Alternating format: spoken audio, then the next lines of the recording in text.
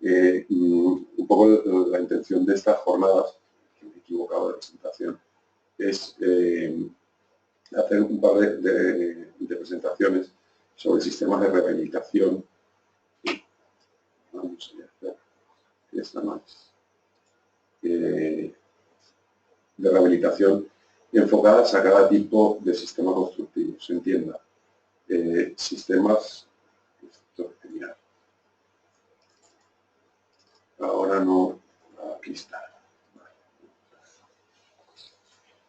Sistemas de rehabilitación para estructuras de hormigón armado y todas aquellas que tengan que ver con el cemento, y por otra parte sistemas específicos para el tema de estructuras de fábrica. Voy a cerrar esto, a ver si nada, se ha bloqueado ahora esto. Bueno, empezaremos al revés. Si funciona esta, abro esta. Bueno, vamos a hacerlo al revés de como pensaba, pero ya no vamos a esperar más. Bueno, vamos a empezar con el tema de las cales. Luego os hablaré de sistemas cementosos y todo eso si la tecnología nos permite. Empiezo con todo el tema de estructuras de fábrica, que en realidad era el final de la charla, y empiezo hablando de qué son las cales. Las cales, al final, por mucho que ahora se han puesto de moda en todo el tema de rehabilitación estructural, histórico-monumental, etc., las cales al final no son otra cosa que el producto de una piedra caliza. Es un ligante utilizado de hace miles de años, que tiene la propiedad de, además de las que vamos a ver hoy, de ser compatible con todo lo que es la estructura de fábrica, bien sea mampostería o ladrillo, o sea, estructuras blandas, y que además es un ligante o un aglomerante que tiene la capacidad de adquirir resistencias mecánicas mediante el proceso de carbonatación. Por lo menos ese es el caso de la cal aérea. A partir del 2007, si mal no recuerdo, regularizamos todo el tema de las cales con la aparición de la norma 2005, la norma UNE 459, que es la que regula las fabricaciones de cales dentro de Europa, ¿vale? Al final lo que viene a decir es que de una piedra caliza natural, ¿vale?, que pasa por un proceso de cocción, se consigue una cal viva, ¿vale? Y esa cal viva, dependiendo del tipo de mineral que hayamos utilizado como base, o sea, de la cal base que tengamos, si es una cal grasa o escaso contenido de silicio y alúmina, obtendremos una cal cálcica, o lo que todos conocemos como cal aérea, ¿vale?, que es lo que se ha utilizado toda la vida en España, o si viene de una piedra lo suficientemente magra, con suficiente contenido en silicio y alúmina, obtendremos una cal hidráulica natural, ¿vale? Estas tienen una propiedad distinta a las cales aéreas. Tienen la capacidad de, durante los primeros 90 días, endurecer mediante un proceso hidráulico muy parecido al del cemento, lo que le permite adquirir en el primer periodo de tiempo ciertas resistencias mecánicas, aunque posteriormente, a partir de los 90 días, cuando haya endurecido, empieza a liberar cal aérea, con lo cual tiene el mismo comportamiento que la cal aérea. Siempre que sean cales hidráulicas naturales, repito. Es importante separar las tipologías, que lo hacemos aquí, donde tenemos cales aéreas, que son cales apagadas, cal hidratada, hidróxido de cal, etcétera. Eso es lo que llamamos cales aéreas. Las cales dolomíticas, que son cales ricas en carbonato, bueno, son piedras ricas en carbonato de magnesio, de las cuales hay bastante poca cantidad en Europa hoy por hoy. Las cales hidráulicas naturales, que hoy por hoy las estamos extrayendo únicamente de Italia y de Francia, porque hoy por hoy no tenemos canteras disponibles en España que tienen un significativo contenido en silicio y alúmina, y las cales hidráulicas artificiales, que es algo que se ha puesto muy de moda porque tienen la palabra cal hidráulica, y que son cales hidráulicas artificiales, que al final no son otra cosa que la mezcla de cal aérea con hidraulizantes que bien pueden ser cemento Portland, escoria siderúrgica, etcétera, etcétera. Al final de lo que se trata es de que si vamos a trabajar sobre un material blando, ¿vale?, como es el caso del ladrillo o de la mampostería, tenemos que trabajar con un material que sea compatible. ¿Por qué? Porque tiene que tener la suficiente resistencia a tracción directa, se entienda, adhesión a este material, no más, y porque tiene que tener un comportamiento termohigrométrico y de modelo de elasticidad similar al elemento estructural sobre el que estamos trabajando. Por esto, gracias a la normativa, se han llegado a estas denominaciones de NHL2, NHL3,5 y NHL5, que vienen predeterminadas por su resistencia a compresión a los 28 días. Bueno, esto es por la costumbre que tenemos de los ensayos del cemento. Pero en resumidas cuentas, de lo que se trata es de que sean materiales que sean compatibles. Uno de los problemas que tiene la cala aérea para trabajar a nivel estructural es que tiene procesos de endurecido muy prolongados. Y por eso, digamos que las calas hidráulicas naturales a donde vienen destinadas esa utilización a nivel estructural. Entrega de sillares, entrega de ladrillos, recomposición de secciones, inyecciones, etcétera, etcétera. Y luego, pues bueno, están las calas hidráulicas artificiales, que también están en el mercado, son evidentemente infinitamente más baratas que las calas hidráulicas naturales, porque al final son mezclas, pues eso, de cala aérea con aportes de materiales como portland o portlanas artificiales, escorias siderúrgicas, etc. Una de las cosas que nos lleva a utilizar morteros de cala NHL es porque, sobre todo cuando trabajamos a nivel estructural, no podemos eternizar las obras. Pero esto no es en el día de hoy donde tenemos la prisa del cemento, sino que al final, cuando vamos a hacer elementos estructurales con cal, no podemos esperar hasta que el proceso de carbonatación endurezca la cal para continuar con la elevación de la estructura, con la reparación de esta. Por eso, históricamente, siempre se ha utilizado cal hidráulica natural, que era un poco lo que llaman los italianos el cimiento romano. Entre sus propiedades están prácticamente las mismas que podemos encontrar en una cala aérea, en algunas en menor proporción, en otras en mayor, pero es altamente porosa, lo que quiere decir que es altamente transpirable. Bueno, tiene bajas emisiones, tiene un pH sumamente básico, digamos que tiene un pH en disperso acuosa que está entre 11,5 y 12,5, lo que quiere decir que puede mantener, incluso si hubieran armaduras, las puede mantener en un ambiente bastante alcalino. Tiene prácticamente ningún contenido en sales, y cuando decimos prácticamente es porque, sobre todo en las fichas técnicas de química, siempre hablamos de que hay un valor que es 0,001 miligramos por metro cúbico de carbono. No decimos que no tiene. Un poco cuestión de la firma de la casa. No vamos a decir algo que es mentira. O sea, es totalmente exento de sales. Mentira. O sea, tiene 0,0001 miligramos por metro cúbico. Pero bueno, tiene. No presenta inflorescencias, evita la aparición de sales y de fluorescencias de sal en las estructuras de fábrica por su no contenido. Y digamos que sus resistencias están adaptadas a la estructura donde se van a colocar. Aquí esto lo hago de forma bastante rápida porque además hemos empezado tarde. Esta es la norma que nos regula, la UNE 459, que en el año 2010 o 2011, no recuerdo exactamente, sufrió una modificación donde todavía se permitían dentro de las calas hidráulicas naturales, hay un proceso tradicional que era la adición de ceniza volcánica a las calas hidráulicas naturales para alcanzar mayores resistencias mecánicas. Pero con la aparición de tantas calas hidráulicas artificiales y tantos jaleos, se decidió que las NHLZ pasaban a un tercer renglón que ahora se llaman cales formuladas. En cualquier caso, nosotros comercializamos única y exclusivamente cales hidráulicas naturales. Sí que tenemos una que es la NHLZ, que es una cal formulada, pero cuando se entrega como cal formulada. ¿Y cuál es el contenido de puzolana que lleva? Es una NHL 3,5 que lleva un 4% en peso de volátil volcánico. Ya está. Sin más, ¿vale? Bueno, aquí están todos los certificados de marcado CE que implican la consecución de cales hidráulicas naturales. Vamos a ir al tajo, las aplicaciones. Es posible que esté experimentando problemas de conexión muy largos. Se ha desconectado. Voy a seguir un par de renglones más porque si no es que yo creo que no acabamos. Vale, entonces, para que os hagáis una idea, que esta presentación empezaba por otro sitio. Quimia nace en el 78, realmente en el 79. De una familia, estamos conectados a la red, sí. Es que aquí pone que tiene problemas. Conectándose al audio, vale. Quimia es una casa que nace en el 79, a partir de una familia de gente que son canteros de la Peninoche Centrales, que realizan que son comercializadores de cal hidráulica natural.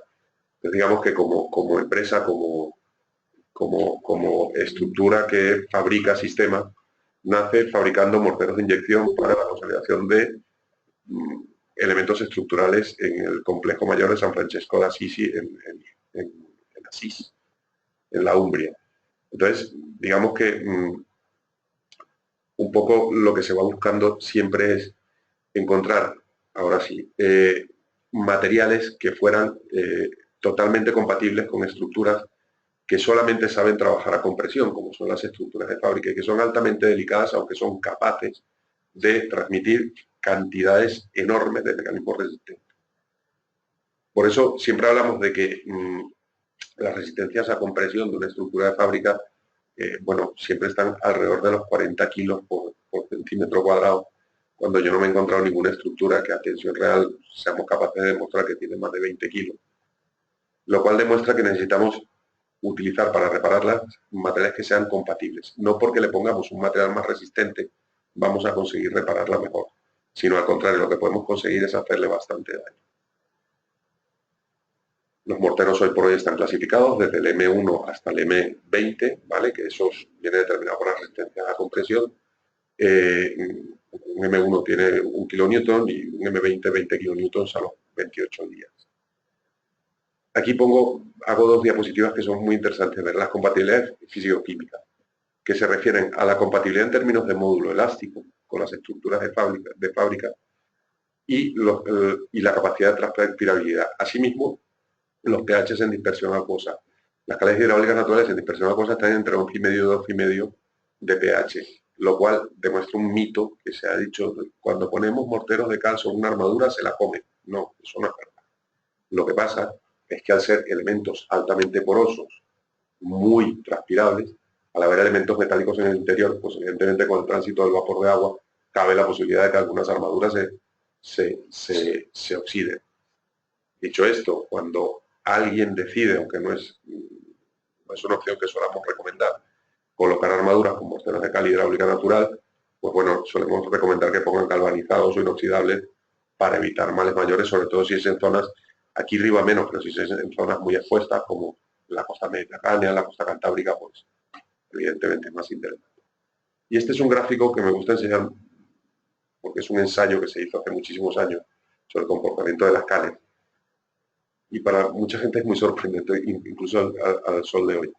Estos son la medición de coeficientes de transpirabilidad de morteros hechos con diferentes aglomerantes, ¿vale? Con la misma proporción de áridos, en ensayos de permeabilidad al vapor de agua, o sea, de transpirabilidad. Entonces aquí vemos en qué situación está un revoco cementoso, ¿vale? Está a esta altura. Estos son los revocos, uno de cal hidráulica natural, que es evidentemente tres o cuatro veces más transpirable que uno cementoso. El de cal aérea, que es muchísimo más transpirable. Entre el de cal aérea y el de cal hidráulica natural, la diferencia está que la cal aérea es mucho más transpirable y muy poco impermeable, y la cal hidráulica natural es un poco menos transpirable, pero es altamente impermeable. Entonces, por eso digo que cada una tiene su utilización. Y luego hay una que yo desde tiempos de mi tío y de mi abuelo, que eran constructores, pues hemos utilizado, que son los revocos bastardos. Pues imaginaros que un revoco bastardo es incluso menos transpirable que un mortero cementoso al uso. En realidad la cal lo que le otorga a un mortero cementoso es mucha plasticidad, de hecho se utilizaba un aditivo plástico antiguamente, mucha adherencia, pero además le añade compasidad. Y al añadirle compasidad, el propio poro del cemento lo que hace es que se cierra aún más. Y esto lo hace mucho menos transpirable. Bueno, en campos de empleo voy a ir a casos prácticos para que nos entendamos y no entremos en tanta entelequia. Vamos a ver una técnica que se utiliza mucho, la consolidación y refuerzo estructural de muros mediante inyección de morteros de cal hidráulica natural. Esto es una técnica que por lo menos nosotros llevamos, pues eso, unos 34, 35 años, no más, 36 o 37 años empleando. Sobre todo en muros de 3 hojas, de mampostería, que era la técnica que se ha utilizado milenariamente, donde se iban colocando muros de mampuesto a cada lado y se iban rellenando con bolos y tal, lo que también se llama muro romano a saco, pero bueno, aquí los llamamos muros de 3 hojas.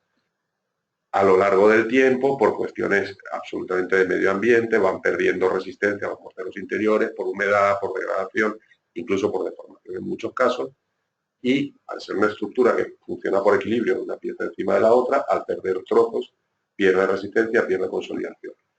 Pues la técnica para consolidarlo es la inyección de morteros de cal hidráulica natural. la técnica, en este caso el AIME por IZ8 o el 100, que son las únicas dos versiones de inyección que tenemos, una con un grano mucho más fino, casi atomizado, que es el IZ8, y el 100, que es el que más se utiliza, dependiendo sobre qué muros vayamos a inyectar. Si vamos a inyectar sobre muros de pequeña sección, que son de fábrica de ladrillo, etcétera, iremos al IZ8, que es mucho más fino, y si vamos a muros de gran entidad, con mampostería, que tenemos más capacidad de penetración, con el AIME por 100. Y es una técnica bastante sencilla. Es un producto que listo al uso, es una mezcla de árido seleccionado con cal hidráulica natural, nada más, y que se inyecta por gravedad o a baja presión. Yo aquí explico un poco más cómo. La técnica es sencilla. Se prepara el muro, se eliminan todos los revocos, ¿vale? Todos los revocos superficiales. Se hace una limpieza superficial del muro para quitar todo lo que son partes inconsistentes. Se evitan lavados químicos, chorros a presión. En estos días teníamos una obra en Villarreal, por cierto, donde decía, no, si este muro, un muro de 6 metros de altura de pie y medio de ladrillo. Dice, no, esto con una Karcher, venimos, lo limpiamos y le quitamos todo lo que hay encima. Claro, cuando terminemos de limpiar el muro ya no vamos a tener que limpiar más, porque lo que empecemos a empujar el muro lo tiramos al suelo. Entonces, este tipo de operaciones deben ser operaciones muy delicadas, las presiones no deben ser superiores a 5 o 10 atmósferas de presión contra el muro, pero que nos permitan dejarlo totalmente limpio. Una vez que lo tenemos limpio, recomponemos llaveados, lo rejuntamos todos, digamos que lo sellamos absolutamente por el exterior para que no se salga, y a continuación preparamos las perforaciones. Las perforaciones son con taladro sin martillo, perforación mecánica de rotación pura, en forma de triángulos equiláteros. Luego veremos el esquema. ¿Con qué intención? Si nosotros formamos triángulos equiláteros en un muro, ¿vale? Finalmente lo que vamos a tener son 2 puntos de inyección y uno de registro. Vamos a ir llenando el muro y el tercero, la parte de la vista superior del triángulo equilátero, va a funcionar como registro de hasta donde hemos llegado. Taponamos y seguimos hacia arriba. Esa es la idea. Entonces, una vez que hemos hecho los triángulos equiláteros y que hemos preparado las perforaciones, luego vamos a ver un caso práctico, hacemos el lavado y acondicionamiento del muro. ¿Qué consiste? Por los tubos que hemos colocado, que al final son tubos corrugados de electricidad, o sea, no son otra cosa. Metemos la goma de agua y llenamos el muro de agua antes de realizar la inyección. Llenamos el muro de agua. ¿Qué quiero decir? Tenemos 2 objetivos con esto. Uno, saber dónde tenemos los puntos de fuga para recomponerlos antes de hacer la inyección de la mezcla de cal. Y 2, dejar el muro en el interior 24 o 48 horas antes lo suficientemente húmedo para que cuando le metamos el mortero dentro, el muro no le robe el agua al mortero y no tengamos problemas de retracción. O sea, lo que estamos haciendo es la técnica de toda la vida. Moja el ladrillo antes de meter el mortero, que es lo que muchos albañiles no hacen, pero bueno, al final es de lo que se trata, que la pieza no le robe el agua. Una vez hecho esto, pasamos ya a lo que es la inyección propiamente dicha. La técnica más recomendada es esta, que es por gravedad. Siempre. Es un material sumamente fluido, ¿vale? Capaz, con toda seguridad, de penetrar en prácticamente cualquier oquedad. Y si tenemos que bajar el grano, lo bajamos. Pero esto nos garantiza que se va rellenando el muro sin agredirlo por dentro. Como os decía, si tenemos piezas sueltas dentro, porque no están correctamente apoyadas, lo que queremos es consolidarlas, imaginaros que metemos 10 o 12 atmósferas de presión dentro del muro y que cuando entra el mortero a presión nos mueve los más puestos. Es que no lo vamos a echar a la cabeza, entonces no tiene mucho sentido. En el caso de que por logística de la obra fuera complicado hacerlo por gravedad, porque hay puntos donde no podemos llegar, sí que podemos utilizar la inyección mecánica, siempre sin sobrepasar las 3 atmósferas de presión y a ser posible, más que con una bomba, lo que se hace es con bombas mecánicas manuales, como las bombas de bombear grasa, que va bombeando el operario y por muy fuerte que esté el tío, más de 3 atmósferas no le va a meter al muro. Bueno, esas son las 2 formas de hacerlo. Esto fue una obra que hicimos en la muralla del Bastión de Santa María de la Alcudia en Palma, que tuvimos 2 problemas. Una, teníamos una desconsolidación de una parte de los muros y hubo una parte de uno de los lienzos del muro que colapsó directamente, o sea que no aguantó. Los aires que hacen en esa cala, pues al final cayó. Entonces, un poco por ponernos en situación, esta es la zona del muro que se había rescatado y toda esta zona donde hay los andamios es la que teníamos que inyectar y el resto era la que había caído. Esto es un poco la ubicación de los bastiones, ¿vale? por ponernos en antecedentes, y esto es un poco llevado a la realidad una operación de inyección de un muro, donde se van colocando los triángulos, se van organizando poco a poco según cómo tengamos la zona, vamos inyectando, aquí estamos en la situación 0, hasta que conseguimos la total consolidación del muro. Aquí se ve secuencialmente, como aquí Gaby, el aparejador que llevaba esto, fue fecha por fecha, haciendo las comprobaciones de qué zonas se iban inyectando y hasta dónde llegábamos, hasta el punto donde estaba totalmente, ¿cómo se llama?, consolidado el muro. No es una operación rápida, ¿vale? Es una operación que se va haciendo secuencialmente. También aquello eran unos muros de 2,50 o 3 metros de ancho cada uno, abaluartados, luego con terraplenes en medio de otro muro detrás, o sea que vamos, que no era cualquier cosa. Pero que es una técnica que está bastante comprobada, a la que podéis apelar en el caso de que os encontréis con este tipo de estructuras. También estamos nosotros un poco en la labor de asesoraros cuál es la profundidad de los agujeros, en qué ángulos se deben colocar, qué cantidad, en qué superficie, con qué geometría, porque ya os digo, o sea, eso es un poco nuestra labor, ¿vale? Otra de las técnicas que se utilizan mucho en consolidación y refuerzo de estructuras de muro es algo que los italianos llamaban el intonaco armato. Intonaco armato es la utilización de morteros de cal hidráulica natural por el exterior de los muros, ¿vale? Cuando se trata de muros de sillar o muros simplemente de ladrillo, donde, como bien decía al principio, los muros de fábrica, todos, solo trabajan a compresión. ¿Cuándo se raja un muro de fábrica? Cuando se deforma. O sea, si no se deforma, no se rompe. O sea, vamos a meternos en la cabeza, las estructuras de fábrica no son como el hormigón, que las estructuras de hormigón armado son continuas, elásticas, isótropas y altamente resistentes. Las estructuras de fábrica no. Las primeras trabajan tanto a tracción como a compresión y las de fábrica no. Son anisótropas, discontinuas y solo trabajan a compresión. Y son plásticas y se deforman hasta el colapso. Con lo cual, cuando aparece una fisura en cualquier elemento de fábrica, realmente lo que está ocurriendo es una deformación de este elemento y por eso se agrieta. ¿Cuál es el objetivo que tenemos que conseguir para poder repararla? Independientemente de coaligarla, que es lo que estábamos viendo con las inyecciones, primero, el segundo objetivo es conferirles una geometría que se asegura. Si tenemos un muro que ha desplomado, tendremos que recuperar los plomos de la forma que sea necesaria para que vuelva a ser un mecanismo resistente y que transfiera los esfuerzos de compresión. Pues el intonaco armado no es otra cosa que esto. Durante mucho tiempo se han utilizado mallas de acero, etcétera. Hoy por hoy se utilizan mallas de fibra de vidrio, que lo único que intentan es recrecer las secciones de muros para hacerlas más resistentes. En este caso se trata de un mortero que es el Tectoria M15, que es un mortero estructural de cal hidráulica natural, pero contenido de aditivos y de cemento, que a los 28 días tiene una resistencia a compresión de 150 kilos por centímetro cuadrado. Que eso para ser un mortero de cal es muchísimo, ¿vale?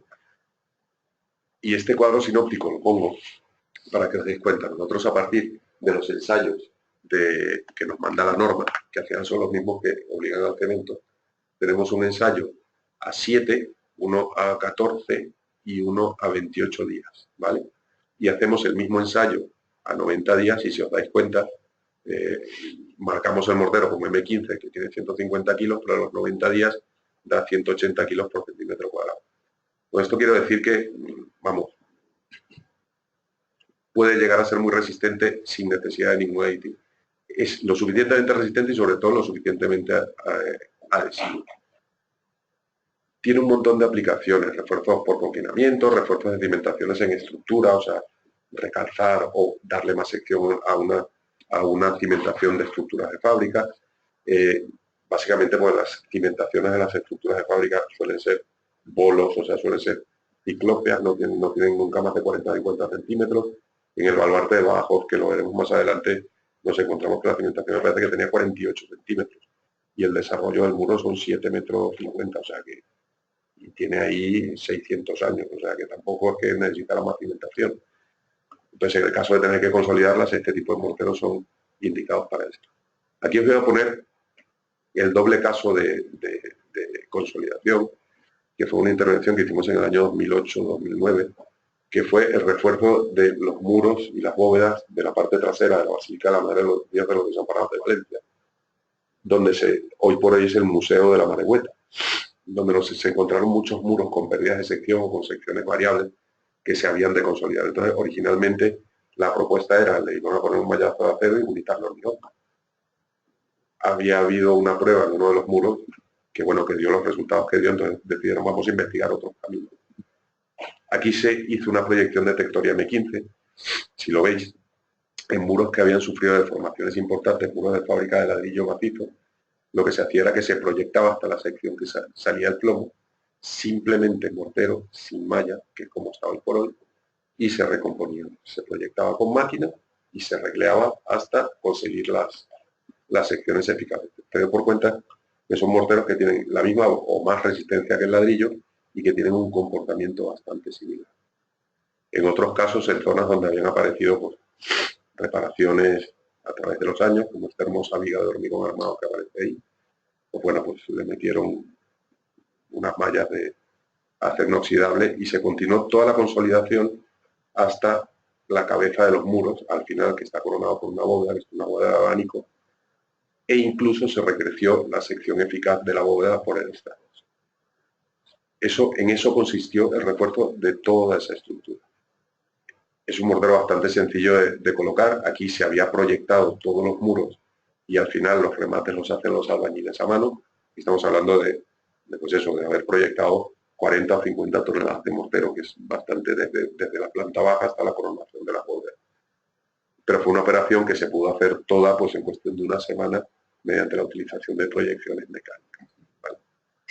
Y esto es un poco el resultado. Otras operaciones que se pueden hacer, pues, operaciones de cosido y descosido, que es la reposición de un ladrillo por otro cuando falta una pieza en un muro, que se hace mediante la utilización de morteros de cal hidráulica natural con triturados de los ladrillos, con lo cual no hay que sacar el ladrillo y meter otro, sino simplemente rellenar con el mortero y se consigue el mismo efecto de este. Sistemas de deshumidificación, de los que ya hablaremos más adelante, y morteros de revestimiento. Aquí paro normalmente porque hago un inciso. O sea, Quimia tiene muy claro que es un fabricante de cal y de morteros de cal hidráulica natural destinados a la reparación estructural. Nosotros, digamos que fabricamos todos los morteros necesarios para cualquier tipo de reparación estructural en estructura de fábrica, pero no somos ni fabricantes de pinturas de cal, ni fabricantes de estucos. Hay especialistas que son maravillosamente buenos en lo suyo. Nosotros el último mortero fino que fabricamos es el Laime por SK, que es lo que en italiano se llama una finitura, que es un mortero sumamente fino que se puede quedar incluso planchado como si fuera un yeso mega fino, que es lo que se utiliza como base para los estucos y esgrafiados. Hasta ahí. Nosotros no fabricamos colores, ni fabricamos pinturas, nada de eso.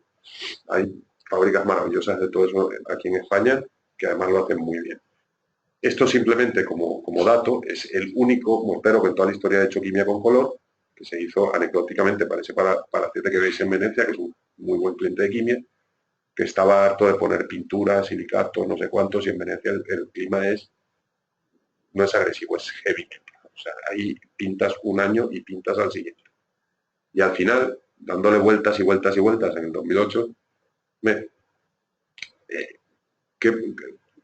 ¿qué hacían antiguamente para que los colores se mantuvieran tan estables en los morteros, sobre todo en las fachadas de Venecia? Investigando, al final llegamos a la conclusión de que los colores que se mantienen estables son los que se hacían con los morteros de cal y se les daba el color a partir de las tierras. Y eso se mantenían 200 años con su color, sol, lluvia, agua, lluvia ácida, salitre, lo que sea, y se mantenían estables. Y para ese palacete, que además era de este color, que es una cosa escandalosa, se formuló el Tectoria PVP coloreado, que se hace a partir del triturado de reciclados y de tierras. Se fabrican con ligante de cal hidráulica natural morteros con un color, como si fuera un monocapa, por decirlo de alguna forma, pero que es un mortero de cal hidráulica natural de acabado, no de acabado fino, sino de acabado grueso, pero que sí que es estable al color. Repito, esto fue una solución que salió única y exclusivamente por aquel caso, y que está como producto no estándar. O sea, al que lo pide, hay gente que lo pide, se les vende y se fabrica posta, pero es el único mortero en color que hacemos. ¿Vale? Pongo otro caso de para qué utilizar la cal hidráulica natural. Esto fue otro caso, como siempre, que fue el baluarte, la Puerta de la Trinidad del baluarte de Badajoz. Aquí en el año 2011, si no mal no recuerdo, el baluarte sufrió un colapso en esta zona. ¿Vale? De hecho, digo, en las noticias aparecía, o sea, iba pasando una furgoneta justo cuando colapsó la muralla, o sea, faltó el canto un duro para que le cayera encima al pobre hombre. Se hizo un análisis patológico, la parte que colapsó es esta, ¿vale? Este lienzo había sufrido una reparación anterior en esta zona, ¿vale? Tanto en el paso de la boda, que es la Puerta de la Trinidad, hasta toda esta zona de aquí, ¿vale? Esto se hizo, si lo veis, lo que se hizo fue finalmente un revestimiento de consolidación con morteros bastardos, ¿vale? Que era lo más compatible que había a mano, y en diciembre del 2012 exacto colapsó esta zona. El objetivo era, aquí lo veis, esto pues eso, el muro, ¿vale? Esto es toda la sección del muro, que aquí lo veis cómo va creciendo en escarpa, y estos son los terraplenes interiores que lograron sobrevivir. Hay dos cosas curiosas que quiero que veáis aquí, porque esto se repite muchas veces. Uno, la situación de las tierras, tanto que arcillosas y mal compactadas, y otro, esta hermosa lámina de hormigón que está aquí encima, ¿vale? Que comprime encima de los terraplenes. ¿Vale? Importante. Entonces, bueno, o sea, vamos a venir. PowerPoint ha detectado un error. Cancelar. Muy bien.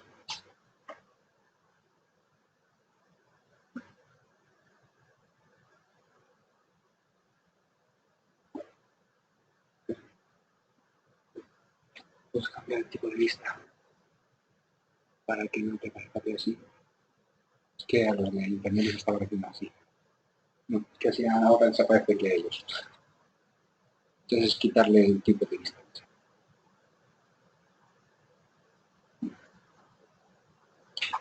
Entonces, si me pasas saliendo de presentación de vista.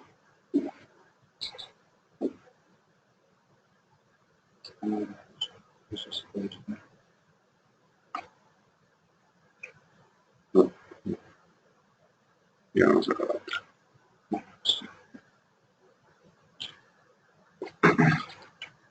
Vamos a ir a donde estábamos.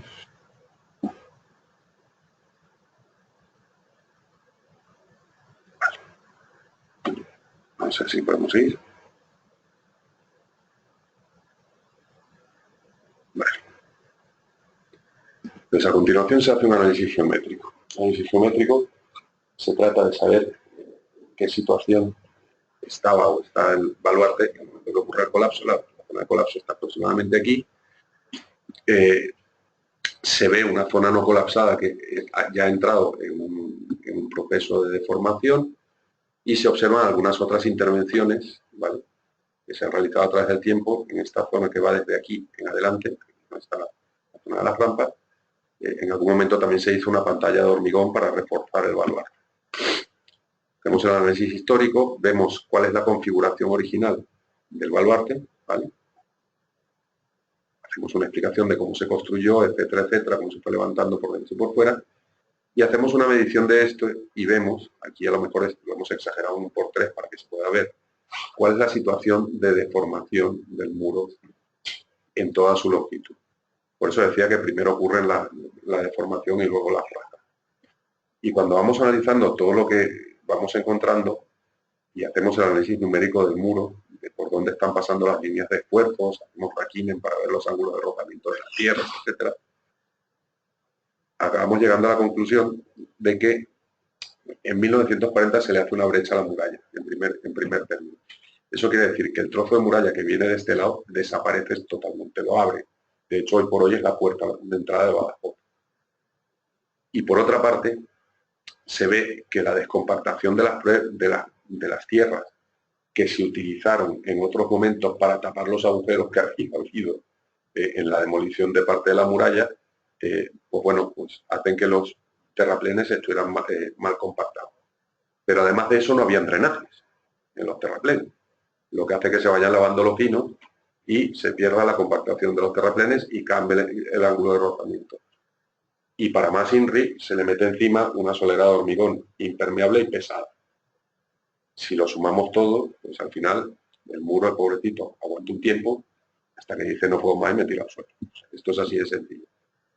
¿Cuál es la propuesta? Pues evidentemente reconstruir el muro con nueva sección, sin cemento, con la misma sección y con la técnica tradicional, drenajes por el intra-2, líneas de evacuación superiores de agua y superficie superior transpirable. O sea, al final lo que colocábamos era una solerita muy delgada de hormigón de cal y santas pastas.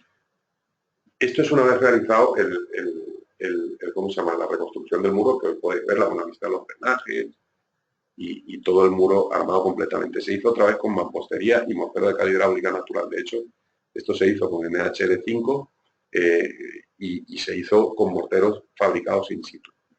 Pongo esta foto porque es bastante significativa. Aquí veis el trozo de lienzo que no cayó. Este es el lienzo ya construido. Este es el lienzo ya reconstruido. Y esto es una reconstrucción que aquí estamos en el 2013, que se hizo, me parece que fue en el 2010. ¿Vale? Si lo veis, tiene unos síntomas de humedad brutales. ¿Vale? Y esto es aproximadamente un mes y medio después de haber sido reconstruido.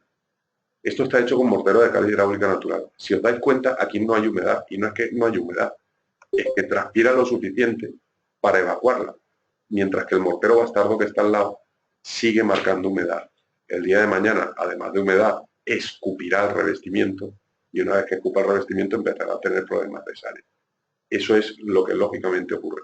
Por eso tanta insistencia en utilizar mortero de cal hidráulica natural, porque es que no es que lo digamos nosotros, es que se demuestra que de hecho sí que funcionan de forma compatible con la estructura. ¿Vale? Otra de las técnicas que se utiliza con morteros de cal hidráulica natural son los sistemas de deshumidificación. En estructuras de fábrica, no hablo de hormigón, normalmente se presentan patologías de remonte capilar. Eso ocurre en todos sitios. En Levante ocurre mucho más por los niveles freáticos, pero aquí arriba me consta que también ocurre mucho, cerca de los ríos, etc. ¿Qué es lo que ocurre? Pues nada, pues que el agua entra por los pies de muro, hay miles de motivos, a continuación remonta por la red capilar e intenta salir. Entonces, ¿qué es con lo que nos encontramos? Pues mira, una zona que es por donde empieza a evaporarse el agua, donde es capaz de evaporarse, otra que suele ser viejas apariciones de sal, que es hasta donde ha llegado el agua en algún momento de su existencia, y la zona más oscura, que es por donde está remontando. Esto en un muro de verdad se ve así, y además aquí se puede hacer un análisis diagnóstico de cómo está funcionando la humedad por remonte capilar. Toda esta zona de aquí abajo es donde ahora hay agua. Y a continuación nos aparece una línea blanca impresionante, llena de sal. Esa es la zona hasta la que está llegando el agua ahora. Ahí llega el agua, se evapora y en el momento que se evapora deposita los cristales de sal que llevaba justo a esa altura. A continuación viene otra zona oscura, donde parece que no haya nada, y aparece otra línea ligerísima, clarita, blanca, que está a esta altura. Esa lo que nos dice es cuál es la máxima altura que en algún momento de la historia alcanzaba, ¿vale? A nivel de diagnóstico. Esto se repite una y mil veces.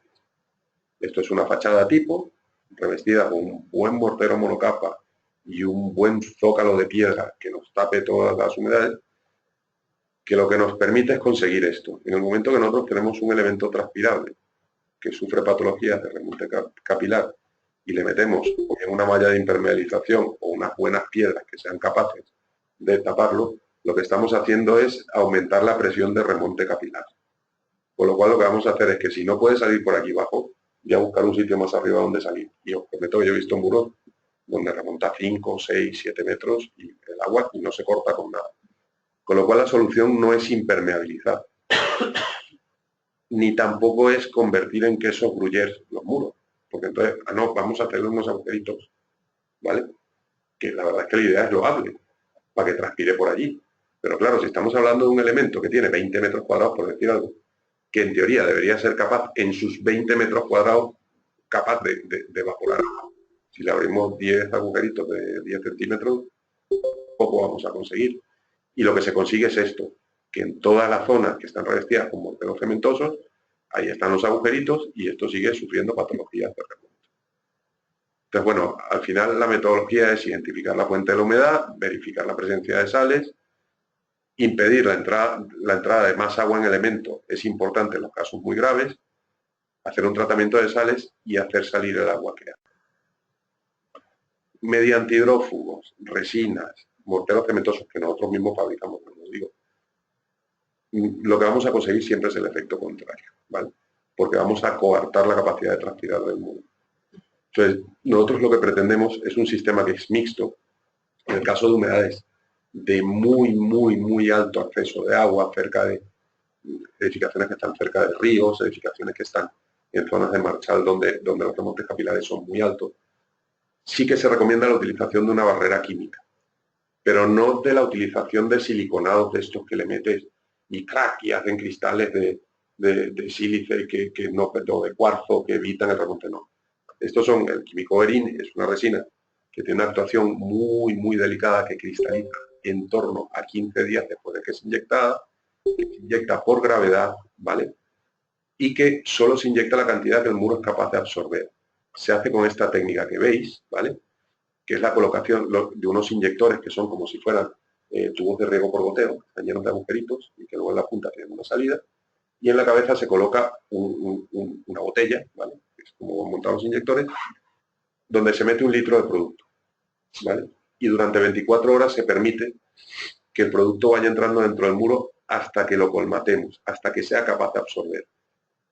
Esta operación se repite hasta que ya llega un momento que tienes las botellas de los inyectores que simplemente se queda el material ahí. Entonces es el momento de parar. La técnica de inyección, me vas a preguntar a 3 bolillos y tal, bueno, dependiendo de qué muro sea. Lo normal es alinear y a continuación, sí siempre con un ángulo de 45 grados y en más de 2/3 partes de la sección del muro, que penetre. Luego veremos un esquema que es muy significativo. O sea, tenemos que entrar con el inyector de esta forma y que en esta cara del muro dejemos un margen de 5 o 10 centímetros para que entre el líquido en todo el pie del muro y haga realmente una barrera contra el remonte. O sea, la idea es generar algo como esto, ¿vale? Que no permita la subida.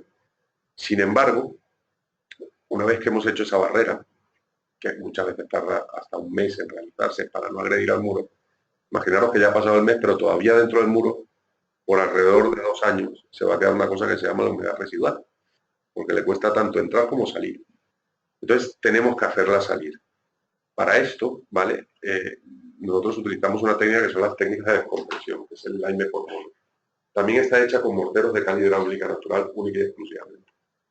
Con un mismo material se hacen 2 cosas. Uno, primero un escarchado, ¿vale? Una pequeña superficie de medio centímetro, escarchado que funciona como barrera contra la sal. ¿Qué quiere decir? Que los cristales de sal que se vayan a alojar, se van a alojar en esa primera capa. Y luego se da una capa de 1,5 centímetros a 2 centímetros de ese mismo mortero, que es el lime por mono, que es un mortero macroporoso, que funciona como sistema de descompresión. ¿Qué pasa? Que cuando el agua llega a ese sistema, se convierte en vapor de agua, se evapora. Y eso lo que hace es que se elimine totalmente la humedad superficial que se produce en el muro. En el caso de que ya hemos hecho la barrera contra la humedad, evidentemente llega un momento que el muro no descomprime más porque no tiene más agua, pero en los casos más usuales, que son remontes capilares bajos, lo que nos permite es que permanentemente esté descomprimiendo el agua sin necesidad de hacer la barrera. Y además, teniendo la barrera de sal, tenemos la garantía de que los cristales de sal no van a colapsar el sistema macroporoso que está descomprimiendo. La barrera los retiene y eso permite que el macroporoso siga funcionando. El sistema de aplicación es sencillo, o sea, primero se hace un escarchado de la barrera de sal y luego se coloca el mortero maestriado sin apretar sobre la superficie. Voy un poco rápido porque voy a enseñaros un caso práctico. Esto es un caso de maestriado, bastante sencillo, que todos habréis hecho, que es proyectado y regleado, es una posibilidad. Bueno, es un caso que es la iglesia de San Pablo Apóstol, en San José de Rocamora, donde tuvimos que utilizar los dos sistemas. Esto se hizo en el 2009 también, donde teníamos problemas de remonte capilar importantes. Se hizo la barrera contra la humedad con químico Verin. Este es el esquema al que me refería, que es bastante significativo de cómo funciona el sistema. Coloco la botella, coloco el inyector, la pongo dentro y la voy llenando para que el líquido se distribuya de esta manera y consiga en esta zona realizar una barrera contra la humedad. Bueno, como los inyectores se acabaron y la necesidad se convierte en virtud, pues aquí incluso con embudos lo hicieron en zonas donde lo pueden acceder de otra manera. Una vez inyectada, todos los muros realizamos el sistema macroporoso de 2 centímetros, ¿vale? Que os enseñaba antes, que aquí se podrá ver cómo se realizaba. Se hacían primero los escarchados con la primera capa. Antes se llamaba RCT macro, ahora se llama mono, porque es el mismo material. Lo que pasa es que antes, aunque tenía el mismo precio, lo vendíamos como 2 materiales para garantizarlo, que echaban el RCT en morado y luego el macro encima. O sea, sabíamos que estaban las 2 capas. Hoy por hoy, después de 10 años de estar utilizando en España, ya nos fiamos más de que saben cómo utilizarlo, pero la verdad es que estaba hecho con esa intención, un poco pensando en vosotros. Decía, ¿cómo sé si lo han puesto? Pues uno es de un color y el otro del otro, o sea, así de sencillo. Y una vez colocada toda la barrera de sal, se ponían maestras. Aquí iba más, porque las entidades de los muros, aquí iban 3,5 centímetros de mortero proyectado y posteriormente arreglado. Y ahora, para terminar con esta, digamos, con esta sección de fábricas, ¿vale? En los próximos 10 minutos, vamos a hablar de patologías estructurales en elementos abovedados, en bóvedas de fábrica. Esto voy a hacerlo lo más rápido posible. Todo esto se basa en la teoría de estados límites, ¿vale? Sólido sometido a cargas o a deformación, articula, ¿vale? Y se deforma. ¿Hasta cuándo? Hasta que se genera un mecanismo de colapso. ¿Cuándo se genera este mecanismo? Cuando las articulaciones se alinean, ¿vale? Digamos que hay el suficiente espacio entre un punto y otro para que la bóveda, en este caso el arco, quepa por medio y colapse. Lo he dicho en un plano muy empírico. El arco se cae cuando tiene espacio para hacerlo. Esto determina el momento donde es seguro. El colapso real siempre se produce un poquito después. Los picos rompen lo suficiente para poder regular la tensión, debido a que en el pico justo la tensión máxima será infinita. ¿Qué quiere decir? Que aun cuando está deformado y están totalmente alineadas, siempre queda la puntita del ladrillo, del sillar que hace la dovela, que lo va soportando en equilibrio hasta que cuando hay una más mínima deformación colapsa.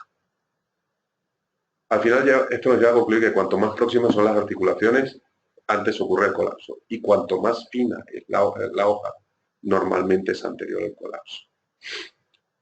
Este es un ejemplo que se ve maravillosamente bien, que es la iglesia de Santa María de Linares de Jaén. Ya veo yo que la transparencia sale genial.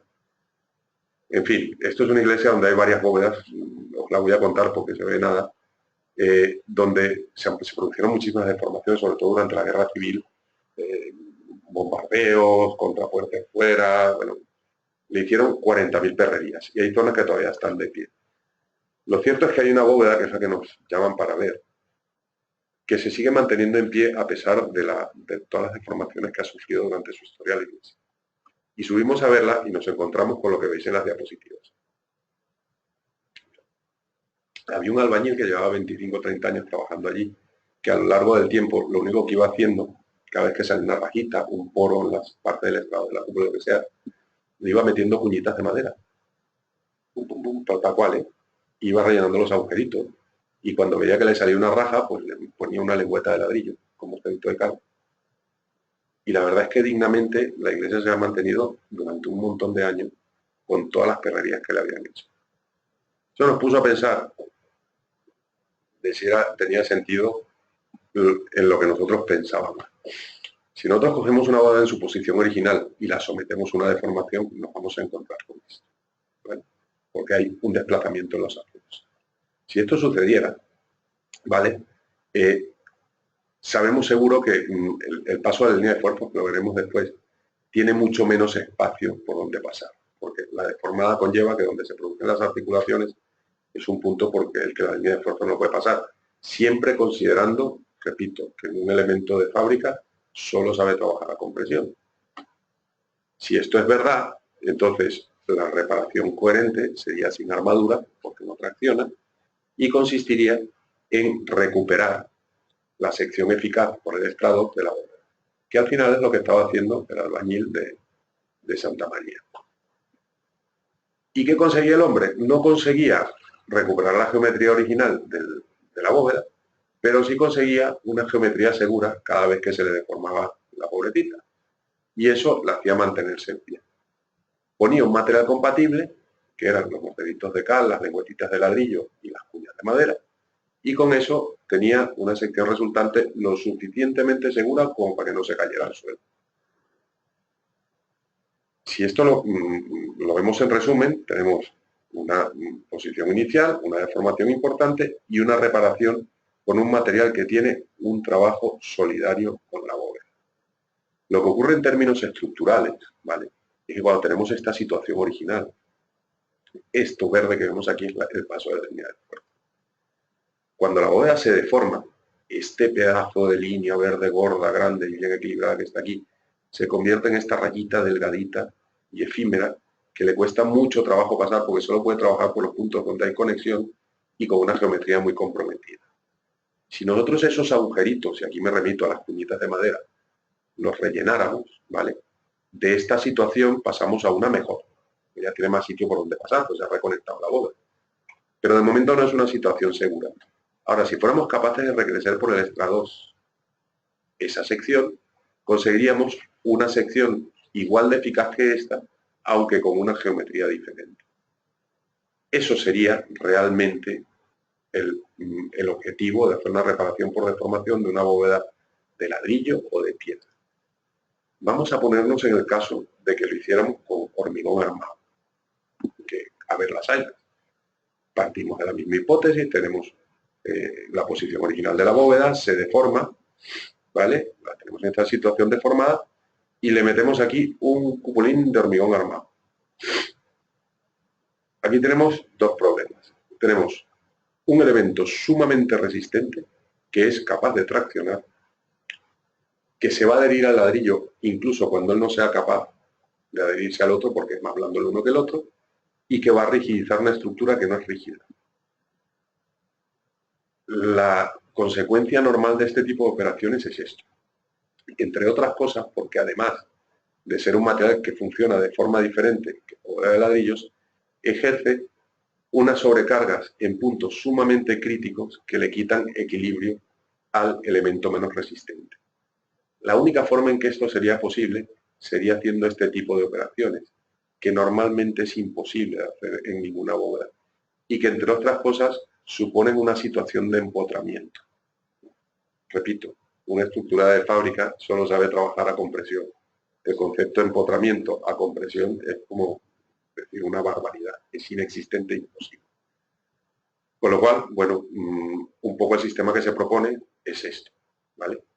Un material que trabaje de forma solidaria y que recupere una sección eficaz, útil y compatible con el comportamiento de la bóveda. Un caso más antes de llegar a la conclusión de este tramo. Esto es la iglesia de Santa María de Zamora. No sé si veis aquí la raja enorme que sale en el contrafuerte. No se nota. Cuando subimos aquello da un poco de miedito. Bueno, a través de su historia ha sufrido enormes perrerías de la situación original de la bóveda. Estas son las articulaciones que nos aparecieron cuando hicimos la visita. Si vemos aquí, las articulaciones se producen y el contrafuerte que está aquí viene a absorber las rajas que vienen de aquí, y descubrimos, ¿vale?, en el análisis diagnóstico, después de analizar las bóvedas, de recalcularlas, sacar todos los gajos, ver por dónde pasaba la línea de esfuerzo, llegamos a la conclusión de que en algún momento de su existencia, alguien, que esto suele suceder, pues como estaba entrando agua en la bóveda, le pusieron una cubierta nueva, de hormigón, como Dios manda, bien impermeable, bien maja, bien impermeabilizada. Que lo que ejerce es una sobrecarga que no es capaz de resolver ni la bóveda ni los contrarrestos. Con lo cual, cuando se analizaba esto y sacábamos la línea de esfuerzo, resulta que esa sobrecarga que se producía sobre esto hacía que la línea de esfuerzo pasara de forma comprometida en la salida de las bóvedas y que se reflejara en los contrafuertes que no eran capaces de absorber. Cuando el modelo se parece a la realidad, pues igual es que hemos acertado. Esto tiene una fácil solución. Una vez hecho el daño, pues era hacer el contrafuerte más grande y lo hubiéramos conseguido. Pero bueno, como Zamora Románica, si hubiéramos hecho eso, nos hubiera metido preso. Apelamos a otra solución, que fue hacernos cajones de desastre y meterle sobrepesos en la cabeza de los contrarrestos, de forma que equilibrábamos el paso de la línea de fuerzas. Una vez equilibrado el paso de la línea de fuerzas, tocaba reparar la bóveda. ¿Cómo? Pues simple y sencillamente, si esta es la situación original y esta es la situación deformada, lo único que podíamos hacer era recuperar una geometría eficaz que no se meneara. ¿Cómo? Rellenando con morteros tixotrópicos como el Tectoria M15 las grietas verticales e inyectando aquellas que pudiéramos inyectar desde el extra 2 con el fin de volver a reconectar toda la bóveda. ¿Vale? Esto evidentemente es la consecuencia de una operación. Hay otra que ocurre mucho, que es esta, que es una risa, que es la deformación o el colapso de una bóveda por sismo. Esto es un caso que se repite mucho cuando se queda deformada y pierde una bóveda y se queda en equilibrio, etc. Aquí vamos a lo mismo. Vamos a hacer una reparación de esto, lo hacemos de forma extradosal, reconectándola primero con morteros de inyección y morteros tixotrópicos que nos den continuidad, y luego dándole una geometría, ¿vale?, lo suficientemente eficaz para que tenga seguridad estructural. Para que otra vez nuestra línea verde de fuerzas, tenga capacidad para pasar por todo. Esto, que parece una butad, ocurre, Esto es un arco en Badajoz, que bueno, que luego el propietario, como le daba miedo, esto en su día se hizo rellenándolo de ladrillos y otras cosas. Dijo, vamos a meter una chapa porque yo no sé si estos zumbados, lo que han hecho igual aguanta. Pero al final esto ocurre cuando hay seismos, ¿vale? O sea, se deforman los arcos y si encuentran un punto de equilibrio pierden una dovela íntegra, pero se quedan de pie. Caso de una cúpula por seísmo, la situación es la misma. Digamos, una situación de deformación importante y el objetivo es volver a recuperar una geometría eficaz, ¿vale? Este podría ser el caso de la del Pazo Blanco de Lorca, donde nos encontramos desplazamientos laterales de un cupulín de hormigón casi 16 centímetros. Entonces, al final, las reparaciones de estos elementos se tratan de reconectar, ¿vale?, con morteros como el Tectoria M15, como el 9% para inyectar las grietas, para volverlas a su sitio, y luego colocar en el estrado algo que tenga la misma resistencia mecánica, el mismo módulo elástico y la misma densidad que el material con el que está hecho la bóveda. Un poco volviendo a la técnica del abuelo que nos encontramos en Santa María de Linares. Y para esto se ha desarrollado un mortero que está hecho a base de cal hidráulica natural, que se llama Tectoria BVD, ¿vale? Es un mortero que tiene de resistencia mecánica 2,5 newton por milímetro cuadrado, que es lo mismo que tiene un ladrillo, y una densidad que está en torno a los 1.100 kilos por metro cúbico. El ladrillo está en torno a los 1.200 o por ahí. Tenemos la misma resistencia mecánica y una densidad muy parecida. ¿Qué conseguimos con esto? Imaginábamos que llegáramos a una situación de reparación. En esta probablemente sea más fácil, pero en una como esta, si lo hacemos con ladrillo, tendríamos que ir rebajando los ladrillos y poniendo cantidades diversas para conseguir la geometría que buscamos. Sin embargo, esto nos permite dar la geometría que necesitemos en los espesores que necesitemos, en el punto que los necesitemos, para conseguir una nueva geometría que sea eficaz, ¿vale? Bueno, esto, disculparme, pero es que esto realmente era el final de la charla. Y ahora vamos a empezar por la que era el principio, que es la de reparación y refuerzo estructural en estructuras de hormigón. ¿De esto alguna pregunta, alguna duda? Ahora es el momento. Disculpen, hemos empezado tarde, pero...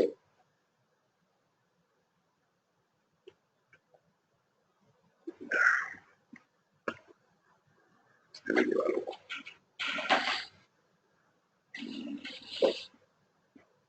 Bueno, pues sigo adelante. Aquí vamos a hablar de todo lo que son sistemas compuestos y sistemas innovativos. Aquí, como veréis, hablaremos un poco de fábrica. Del principio de la presentación me lo voy a saltar un poco, básicamente porque os lo conté un poco, qué es Quimia, cuando nació. Sí que haceros un poco... Nosotros no tenemos red comercial, como es al uso. Normalmente las cajas comerciales tienen delegados comerciales en todas las provincias, etc. Nosotros lo que tenemos son técnicos, area managers en cada comunidad autónoma. Tenemos un punto de distribución a nivel nacional que es Almacenes El Arco, y el trabajo nuestro está realmente dirigido a los técnicos y a los prescriptores, porque lo que nosotros pretendemos es vender sistemas, soluciones. O sea, yo esto de cuarto y mitad y te vendo, esto en otros no. Que haya muchas consultas al departamento técnico, que funcione en un plan doble dirección. Tengo este problema, ¿tienes algún sistema que me pueda valer para esto? Alguna vez la respuesta va a ser no, o sea, también os lo digo. Pero el trabajo nuestro realmente consiste en eso. Todo el tema de normativas, en términos de horas de referencia, después de 38 años, os podéis imaginar que hemos intervenido sobre todo en patrimonio, tropecientas mil obras, pero bueno, como esto se queda luego una versión PDF para que el colegio, al que la quiera, se la pueda mandar, os dejo algunas obras de referencia. Vamos a empezar por hablar de FRP. A ver, esto que es un palabra del que todo el mundo, que se ha puesto muy de moda, FRP son Fiber Reinforced Polymers. Fibras reforzadas con polímeros o plástico. Esto es de lo que se ha puesto muy de moda, que son fibras de carbono, aramida, vidrio, etc. Nosotros llevamos comercializando este tipo de sistemas desde el año 81, para que os hagáis una idea. O sea, y siempre hemos hablado de que se trata de sistemas. ¿Qué es el sistema? Es un compuesto, que se trata de un elemento estructural, normalmente de hormigón armado, a reforzar, un adhesivo que funciona como el transmisor de esfuerzos entre el elemento estructural y las fibras y el tejido, que es la verdadera armadura, que es el elemento resistente que va a colaborar, y un impregnante que lo que hace es rigidizar estas fibras. Como sabéis, hay dos tipos de fibras de carbono, unas que vienen en tejido, que se tienen que impregnar in situ, que se rigidizan in situ, y otras que ya vienen construccionadas, que son las pletinas, que solamente se adhieren. En el caso de las pletinas es lo mismo, la única diferencia es que el impregnante se hace en planta, se pretensa, se mete en resina, se endurece la resina y sale rígida como la veis. Pero al final es lo mismo. Lo fundamental de todo esto es la consideración de que el sistema está compuesto por tres cosas. Por una fibra, por dos cosas, por una fibra y por una matriz. La matriz son las resinas y las fibras son las de carbono, las de vidrio, las que sea. Y del resultado del comportamiento de las dos a la vez es de lo que vamos a tener realmente el resultado de los sistemas FRP. Tengo una fibra que es súper resistente, que no sé, y tengo una resina, no. No me interesa cuánto aguanta la resina, no me interesa cuánto aguanta la fibra, me interesa cuánto aguantan las dos cuando están juntas. Todo lo que no sea eso es engañarnos a nosotros mismos. De otras cosas, porque las fibras son de diversísima naturaleza y tienen resistencia súper diversas, dependiendo de cuál utilicemos y de qué gramaje. Igualmente pasa con las resinas. Entonces, los criterios para el dimensionamiento, que es el grave problema que siempre hemos tenido, no consideran a los sistemas como tales y no consideran un valor que es fundamental a la hora de calcular FRP, que son las roturas por delaminación intermedia. Hay un punto en los sistemas FRP, que son las cabezas de los refuerzos, donde se genera la mayor tensión de todo el refuerzo a flexión. En esas cabezas hay que considerar cuál es la tensión de delaminación que se genera, si es más fuerte el refuerzo que el elemento, porque si esto es así, reforzar y no reforzar es lo mismo, porque se va a reventar antes el elemento que el refuerzo. Con lo cual, ese tipo de consideraciones son fundamentales. Por eso hablamos de un sistema certificado, no de productos certificados, porque nosotros lo que consideramos son los valores estudiados fibra por fibra en laboratorio en comportamientos, cuando metemos un vano de 4 metros, lo reforzamos con un tipo de tejido y lo sometemos a flexión directa. Y decimos, la tensión de laminación intermedia de la cabeza es tanto, la resistencia a flexión que hemos conseguido es tanto, y a partir de aquí podemos darnos datos de aportación. Independientemente de eso, y de que nos acogemos al marco normativo italiano, que es el único que existe y está aceptado por las RC, porque hoy por hoy ni en el Código Técnico de la Edificación ni en la EHS se habla de esto, con lo cual de algo hay que cogerse, pues la norma que tiene el estándar más alto, son con los datos que nosotros os damos a vosotros datos de aportación del sistema. Nosotros no os vamos a hacer, en el caso de que lo requiráis, no os vamos a hacer un informe de ingeniería. os lo podemos hacer y os lo cobramos. Aquí las cosas con sinceridad. Lo que sí podemos hacer es, a partir de los datos que vosotros tenéis, tengo una viga de 7 metros de luz, de canto tanto, con armado de tanto, no sé cuántos. Estoy en este momento flector y tengo que llegar a este. Y entonces yo echaré un número gordo y os diré, con esta fibra, con este tejido, con esta pletina, con esta tipología, en toda la luz de la viga vas a conseguir esto. ¿Te vale? Eso va por escrito, firmado y para vosotros. Y eso os ayuda a decidir qué tipo de sistema se puede utilizar. En este sentido, si lo veis, aquí hay un montón de tejidos. Durante muchos años se han vendido, no, yo tengo pletinas de 1,2 y tejidos de 230 gramos por metro cuadrado. Y dice, bueno, y cuando llegamos a un pilar y necesitamos más, no le damos más vueltas. Quiero que tengáis claro que los tejidos FRP, la primera capa tiene un 100% de eficacia, la segunda tiene un 50% que la primera, y la tercera capa tiene un 10% que la primera.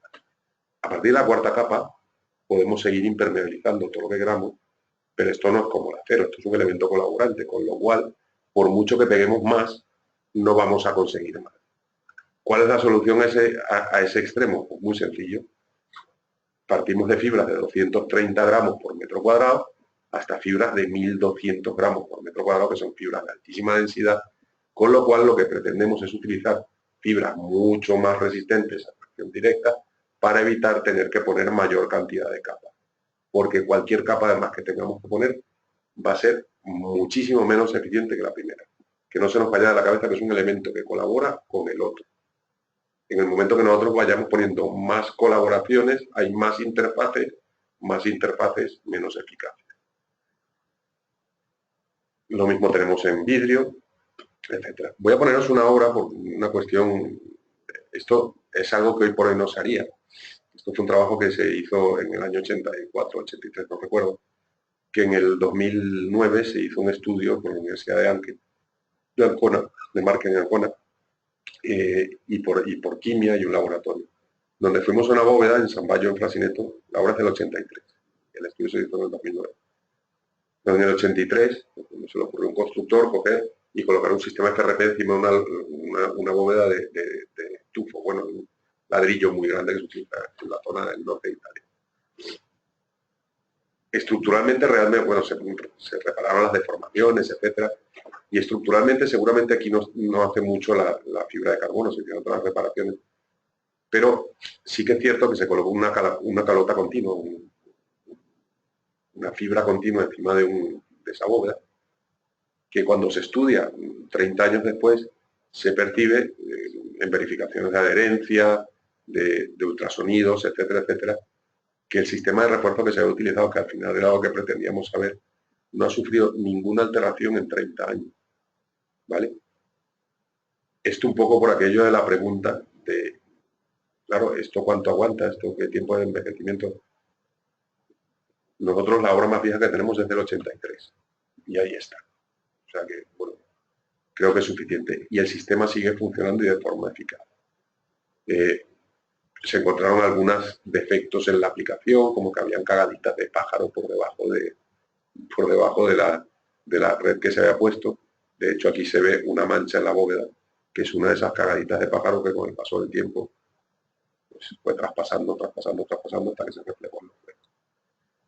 Y pues eso, todo el tema de adhesión, se hicieron verificaciones de todo tipo y el sistema, 30 y tantos años después, sigue funcionando exactamente igual. Entonces, vamos ya a lo interesante, que son las aplicaciones. Las aplicaciones hay 200.000, sobre todo en hormigón armado. ¿Qué tipologías podemos aplicar? Pues bueno, mira, tenemos confinamiento de pilares. ¿Qué es lo que conseguimos con esto? Pues en un pilar, ¿vale? La fibra de carbono, pues esto también lo habréis escuchado 1000 veces, no trabaja con presión. Un elemento colaborante que solo trabaja a tracción, ¿vale? ¿Qué hacemos cuando confinamos un pilar? Pues cuando confinamos un pilar, estamos poniendo una cinta alrededor que cuando comprimimos el pilar se genera una cosa que se llama el efecto Poisson, ¿vale? Que cuando se va a producir la deformación del pilar y el efecto cremallera, estas fibras son capaces de absorber esa deformación. Esto, como todo, tiene unos límites. Entonces me preguntas, ¿la fibra de carbono trabaja con presión? No. ¿Eleva los valores de compresión? Sí. No. Si se diseña correctamente, por supuesto que sí. Otra cosa que muchas veces se dice, la fibra de carbono no trabaja a cortante. No. No trabaja a cortante la fibra de carbono, si es un elemento colaborante. Ahora, se puede diseñar un sistema continuo que permita que las bielas que se generan en el nudo o en el empotramiento o en la zona de llegada del pilar, como lo que se tercie, puedan ser absorbidas por la continuidad del sistema. En este caso es la realización de unos pseudopórticos donde hacemos un refuerzo a flexión de la viga entera y lo rematamos en forma casi de ménsula con la longitud que nos salgan los números, de forma de que esa biela que se genera aquí no se genere. Otro caso de cortante. Llegamos a una rehabilitación y nos encontramos con una viga de cuelgue que no sabemos cómo están los armados, le pasamos el pachómetro y nos falta la mitad de los estribos. O sea, por eso se está rajando. Hombre, esto es una operación posible. Lo que estamos haciendo es sustituyendo el trabajo de los estribos por una cinta de vida por el exterior que va a absorber esos esfuerzos desde la masa. Otra posibilidad es, en el caso de que no tengamos ninguna de estas dos opciones, es la colocación de un conector de fibra de carbono, esto que llamamos fioco, que se mete con resinas y se ancla a la parte inferior del nudo y se deja despelechado en la zona donde va a llegar el tejido y sobre él se coloca la fibra de carbono, con lo cual aquí colocamos un elemento que es como si fuera un conector de acero pero de fibra de carbono, que le da continuidad al esfuerzo hasta el interior del nudo. Con todo esto lo que quiero decir es que las posibilidades son 1000, siempre que se hagan con criterio y con sentido común. O sea, esto es un caso donde se dan muchas. O sea, aquí teníamos grandes problemas en la cabeza. Tuvimos que enrollar toda la cabeza para absorber el cortante. Nos faltaban cercos cuando se le pasó el pachómetro y se colocaron U's para que funcionaran como los cercos que faltaban y se hizo un refuerzo a flexión en toda la longitud para absorber las flexiones que tenía la viga. Todo es posible y depende del diseño. En este caso, cuando se recalculó, porque se tenía que reforzar, resulta que donde no teníamos esfuerzos comprimidos fuertes era aquí. Cuando metías la simulación, por los armados que teníamos, decíamos, en medio no nos hace falta. Tenemos problemas en la cabeza y en el pie. Pues allí que reforzamos. Entonces, un poco todo esto lo pongo porque se pueden hacer muchas cosas e incluso llegaremos a situaciones, estos son más refuerzos en el sentido antisísmico, ¿vale? Porque son fibras de diversas direcciones. Cuando hay un episodio sísmico que se generan bielas que tienen ángulos de 45 grados, es un chiste. O sea, aquello es, cuando veo las simulaciones son de miedo, pues al estar tejidas en 4 direcciones o 5 son capaces de absorber esfuerzos en diferentes sentidos. O puede llegar a la situación que es donde pretendía. Estos son pseudoestribos a torsión, donde resulta que nos podemos encontrar con un hormigón que no es lo suficientemente resistente como para absorber el refuerzo. Fue el caso de un edificio en Valencia, donde nos encontramos que todo el forjado era reforzable, tenemos suficiente resistencia, había un cambio de uso además, más esto era una reforma para hacer un supermercado. Teníamos una estructura bastante compleja porque además había muros de carga en algunas zonas del edificio. O sea, aquí sí que había, vamos, de todo. Y los pilares, resulta que no nos daba, el hormigón de los pilares no nos daba suficiente resistencia. El ejemplo es muy sencillo. Vosotros imaginaros que si yo tengo este pilar y lo confino, que tiene resistencia, pues me aguanta. No lo comprima, va a aguantar más si lo confino que si no. Pero si el pilar fuera esto y yo lo comprimo, cuando lo apriete, lo que voy a hacer es romperlo con la presión de confinamiento. Pues cuando el hormigón no tiene suficiente resistencia, no es posible hacer el confinamiento con fibra de carbono. Y hay que apelar a otro sistema. En este caso, como veis, todo lo que eran cortantes, flexiones, tanto las cuadrículas de flexión de refuerzo de todo el forjado, eran posibles, pero en los pilares tuvimos que apelar a un encamisado con microhormigón autocompactable, que es el caso del Betonfix PR, que son encamisados con microhormigones de 750 kilos de resistencia a compresión que nos permiten ir en espesores de 5 hasta 10, como muchos centímetros, y que nos permiten, con armados que se calculan, con cercos, etcétera, longitudinales, darle las resistencias otra vez a los pilares que necesitamos. Con lo que vengo a decir que los sistemas, o sea, soluciones hay para todo. Lo que hay es que no todo vale para todo. O sea, a cada cosa hay que darle la medicina que necesita. Esto es un caso de unas vigas que tenían un paso de unas cucañas en un parque de bomberos. Teníamos que buscar el dibujo de los armados para poderlo conseguir otra vez. Esto es como muchos. En bóvedas fundamentalmente de hormigón o escalera es otra solución. Esto es uno de un depósito de agua que hoy no lo he traído, que fue el depósito de Amorós, donde una lámina de hormigón de 10 centímetros, tiene 60 o 70 años, estaba bastante deteriorada por efecto del cloro, etc. Entonces lo que hicimos fue hacer una reparación primera de todo lo que era el hormigón, y por el deterioro de los armados, que la otra solución era demolerla y hacerla nueva, pues lo que hicimos fue meterle unos tejidos FRP por el estrado que la traccionaran y la reforzaran. Entonces el caso de una escalera, que se reforzada por el infrarojo en este caso. Cuando hablamos de bóvedas planas, descansillos, etcétera, que también se pueden reforzar en infrarojo. Esto, que también es FRP, también es aplicable, no sería en una bóveda de ladrillo, pero esto es con fibras de vidrio y resina en bóvedas bóvedas encamonadas, bóvedas de yeso y madera. Este es un caso, ¿vale?, de una que había sufrido deformación en el edificio, tenía ciertas rajas y necesitaba refuerzo. Pues el refuerzo que se hizo fue la adhesión extradosal en madera de fibras de vidrio, ¿vale?, con resina, con lo cual se estabilizó, o sea, se rigidizó de alguna manera, se convirtió en un elemento más resistente una vez que ya se había detenido la deformación del edificio. Repito, esto en ladrillo no hubiera sido posible. ¿Cómo funcionan los conectores que os decía antes? Son los fiocos. Imaginaos que es un churro, no tenemos ningún fioco ahí, ¿verdad? Fiocos no, tenemos un tono. Vale. Es como si fuera un cordón de fibra de carbono, ¿vale?, que viene como si fuera un tejido, pero como un churro, ¿vale? Ese churro, cuando llegas a obra, metes la mitad del churro en resina y lo dejas secar. Y se queda como si fuera una varilla, ¿vale? Se queda rígido como una varilla. Y el resto se queda como si fuera un abanico. ¿Qué es lo que haces? En el caso de hacer un conector, imaginaros que aquí tenemos la viga, aquí tenemos el muro donde llega, colocamos la parte rígida dentro, ¿vale?, y dejamos el resto despelechado y adherido a la viga, por ejemplo. Y sobre esto, ¿vale?, colocamos el tejido. Esa es la forma en la que se coloca un conector. Ejemplos de estos, ¿vale? Pues fue una finca que hicimos en el Perelló, donde teníamos que partir desde una cimentación, pues teníamos que subir 8 alturas en un mismo pilar, reforzándolos todos. Entonces hicimos la descarga entrando dentro de la cimentación y despelechando hacia el comienzo del primer refuerzo longitudinal. Y aquí se ven los fiocos en los arranques, antes de que estuviera todo puesto, luego estos hormigones, donde se meten a una profundidad determinada y luego salen sobre donde viene el primer confinamiento de tejidos. La escalera que veíais antes, aquí se vuelve a ver el fioco, cómo descansa sobre los apoyos de la escalera en las salidas de cada uno de los fiocos. Aquí se ve, faltaba una capa que venía en este sentido, pero aquí se ve claramente cómo está el tejido y el abanico del fioco.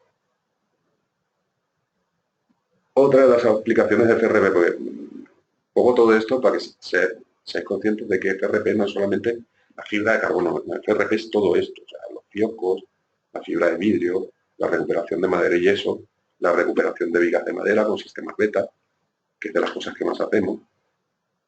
En madera se pueden hacer auténticas virguerías con FRP, desde hacer prótesis con fibra de carbono por el interior para recuperar o aumentar su resistencia a flexión, porque este sí que es un elemento continuo que tiene momentos flectores, hasta rehacer cabezas enteras con varillas de fibra de vidrio y morteros a base de áridos y resinas epóxicas, que es un caso muy repetido. Con esto, cuando tenemos degradación de las vigas o billetas de madera, normalmente vienen por humedad, la humedad a continuación trae los bichitos se comen la madera y nos quedamos sin cabeza. Si no queremos hacer un apeo, normalmente no podemos colocar un elemento metálico porque ya no tenemos cabeza. Pues hay formas de solucionarlo. Es rehacer esa cabeza, descarnándola, insertando varillas de fibra y recuperando la cinta. Los ejemplos que pongo aquí son muy bestias porque son de vigas muy grandes, pero es para que se vea. Pero al final, en grandes o en pequeñas, el ejemplo es el mismo. La metodología consiste en esto, en meter varillas de fibra de vidrio, ¿vale? Aquí veis cómo se hacen, en este caso por escotadura de la parte exterior, hasta el agujero, y recuperar el volumen con un mortero de epoxi biárido. Esto es un caso de una viga muy bestia, se descarna toda la parte de la cabeza de la viga que está en mal estado, hasta que encontramos madera en buen estado. Todo esto, obviamente, los matasilófagos ya han pasado por ahí, porque si no es como si no hiciéramos nada. Taladramos e insertamos varillas, ¿vale? En este caso hacemos un cuadradillo y disponemos de un encofrado, ¿vale? Donde vamos a verter el mortero epoxi que va a ser la cabeza nueva. Se vierte con la fluidez que se determine que se tiene que hacer y esto es la cabeza de la viga que acabáis de ver, ¿vale? Ahora vamos a ver un caso más visible, que fue el Instituto Valenciano. ¿Estéticamente eso cómo queda? No se ve. Porque están dentro del nudo. Pues si, por ejemplo, la cabeza de la viga está mucho más comida y... O sea que estéticamente, lo que se suele hacer, ¿vale? Si hay alguna parte que se ve, lo que se hace es que se le añade viruta de serrín, ¿vale? Y cuando la parte que se queda vista tiene un aspecto más parecido a la madera. Eso simplemente cuando está totalmente seca la resina, casi le pasas una lijadita y la pintas con la azul y yo te puedo decir que te va a costar trabajo saber qué han pasado por ahí. Es tan sencillo como eso. Lo único que hay que tener la precaución de dejar que las resinas pasen 7 días para que esté totalmente seca.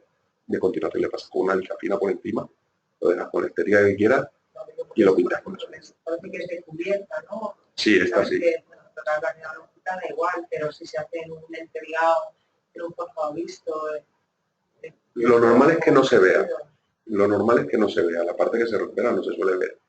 Si te queda un trozo, alguna cuña te suele quedar, porque la sueles partir en pico de flauta y sueles hacerlo nuevo, pues normalmente esa zona lo que se hace es que ya de entrada se le añade serrín al mortero, porque eso hace que tenga un color bastante más parecido a la madera. Y si puedes hacer serrín de la misma madera, mejor. Y a continuación ya te digo, se lija y con el mismo lazur que vas a repasar la viga, lo pintas y te digo que si no exactamente igual, bastante difícil es que la puedas percibir cuando la veas. Aquí se ve más claro porque aquí había una batería de vigas bastante importante, ¿vale? Esto es las cubiertas del IBAM, todo Valenciano Arte Moderno, que nos encontramos con este pastel. No el edificio nuevo, sino el viejo. Entonces lo que se hizo fue desnudar todas las cabezas, ¿vale? Disponer de encofrados, limpiar las partes que estaban mal y adoptar esta solución. Estaban todas las varillas metidas y se iban haciendo encofrados y se iban metiendo los morteros dentro hasta que se recuperaban los volúmenes de la cabeza. Entre los casos que os decía de meter prótesis de carbono, esto es un refuerzo que hicimos en una cubierta en Sabadell, no me recuerdo, en la casa de unos abogados, que le hicieron las de siempre. Vamos a impermeabilizar la cubierta, que es del siglo XIX. Llegaron los albañiles, se subieron a la cubierta, quitaron todas las tejas de este lado, las pusieron del otro. Y luego quitaron todas las tejas y la volvieron a poner.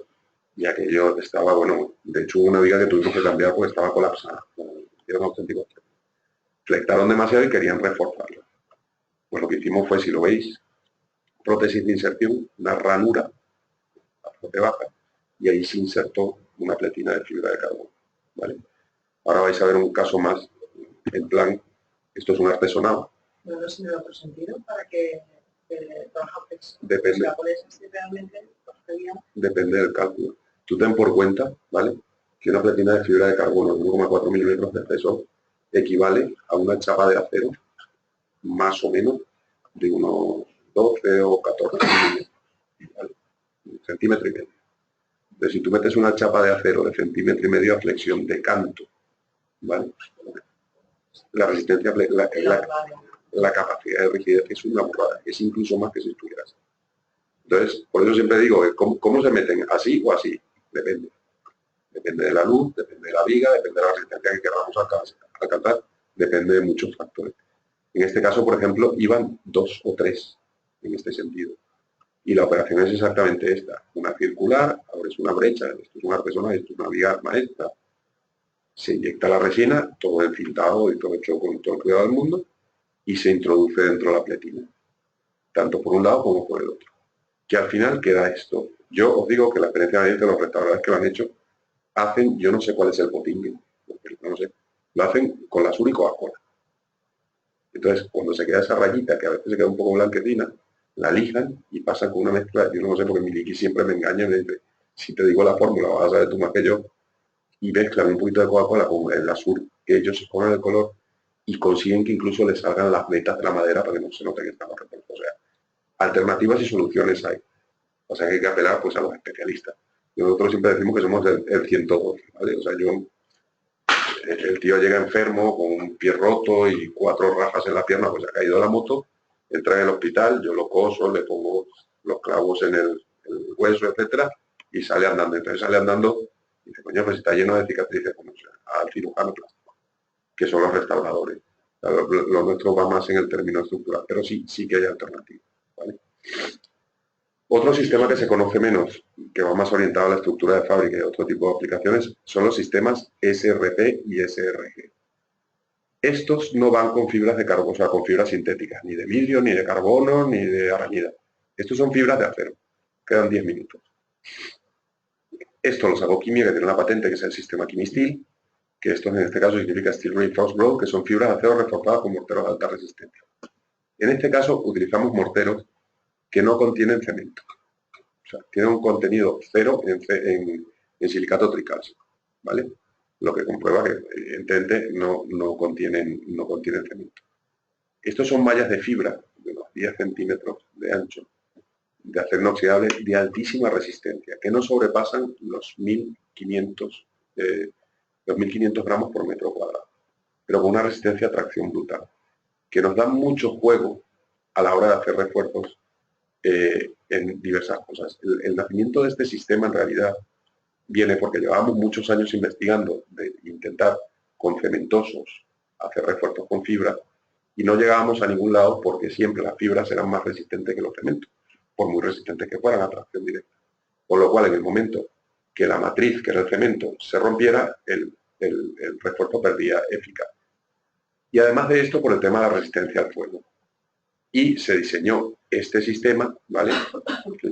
Voy a pasar un poco rápido, que está compuesto de HTS, que nos permitía una altísima resistencia al fuego y una alta transpirabilidad, lo que nos daba el fuego para trabajar también sobre estructuras de fábrica.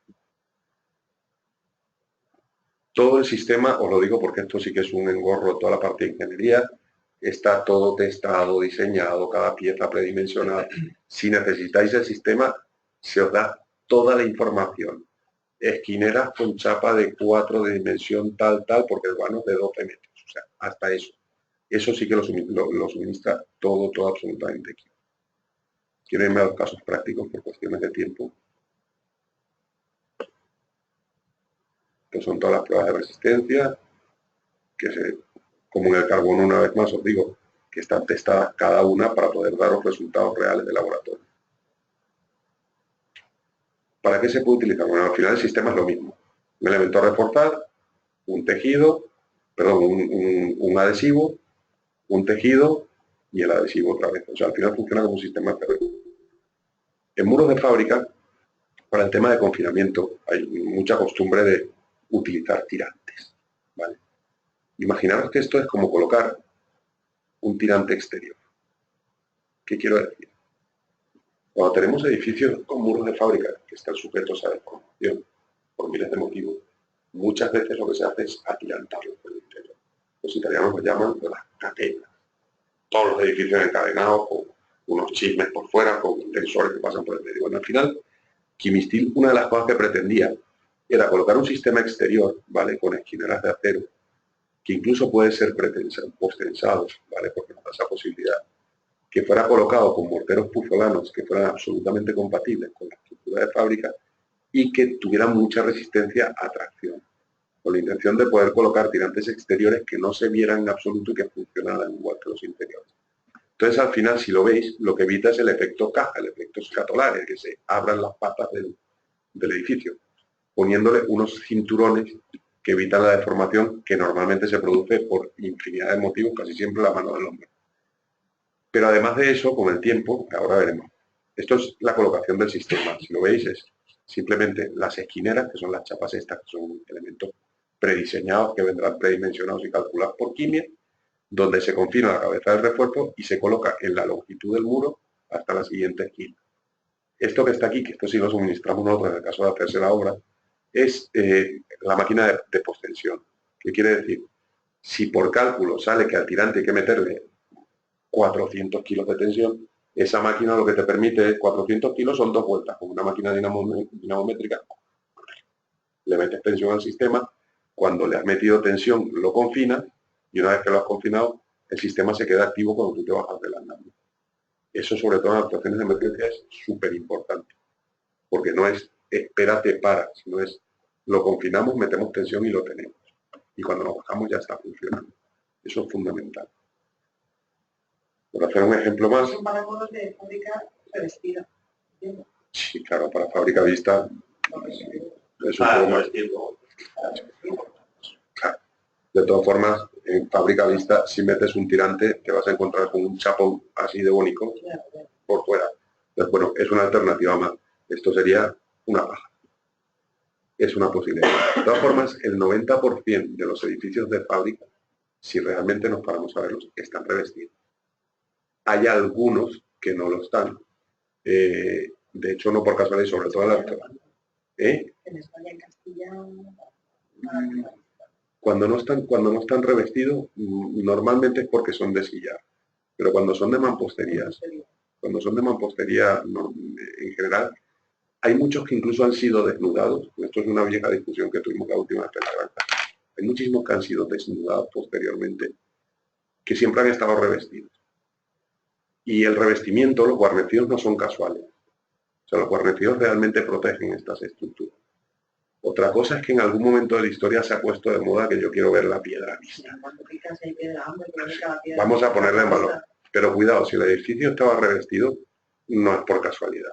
Es porque estaba protegiendo la estructura. Entonces, al final, estadísticamente, probablemente en España tendría que profundizar un poco más, pero en general todo lo que hemos estudiado en Europa, en la mayor parte de las ocasiones, incluso en el sur y centro de Francia, casi siempre las mamposterías están revestidas.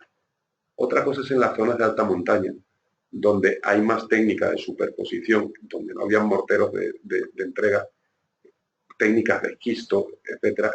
Entonces sí que son piedra vista. Pero en general, si vamos a ver realmente la estructura, cómo estaba fabricada históricamente, casi siempre estaba revestida. En cualquier caso, si no estaba revestida, pues sí se va a quedar un fajón de 10 centímetros de color. Hay otras soluciones.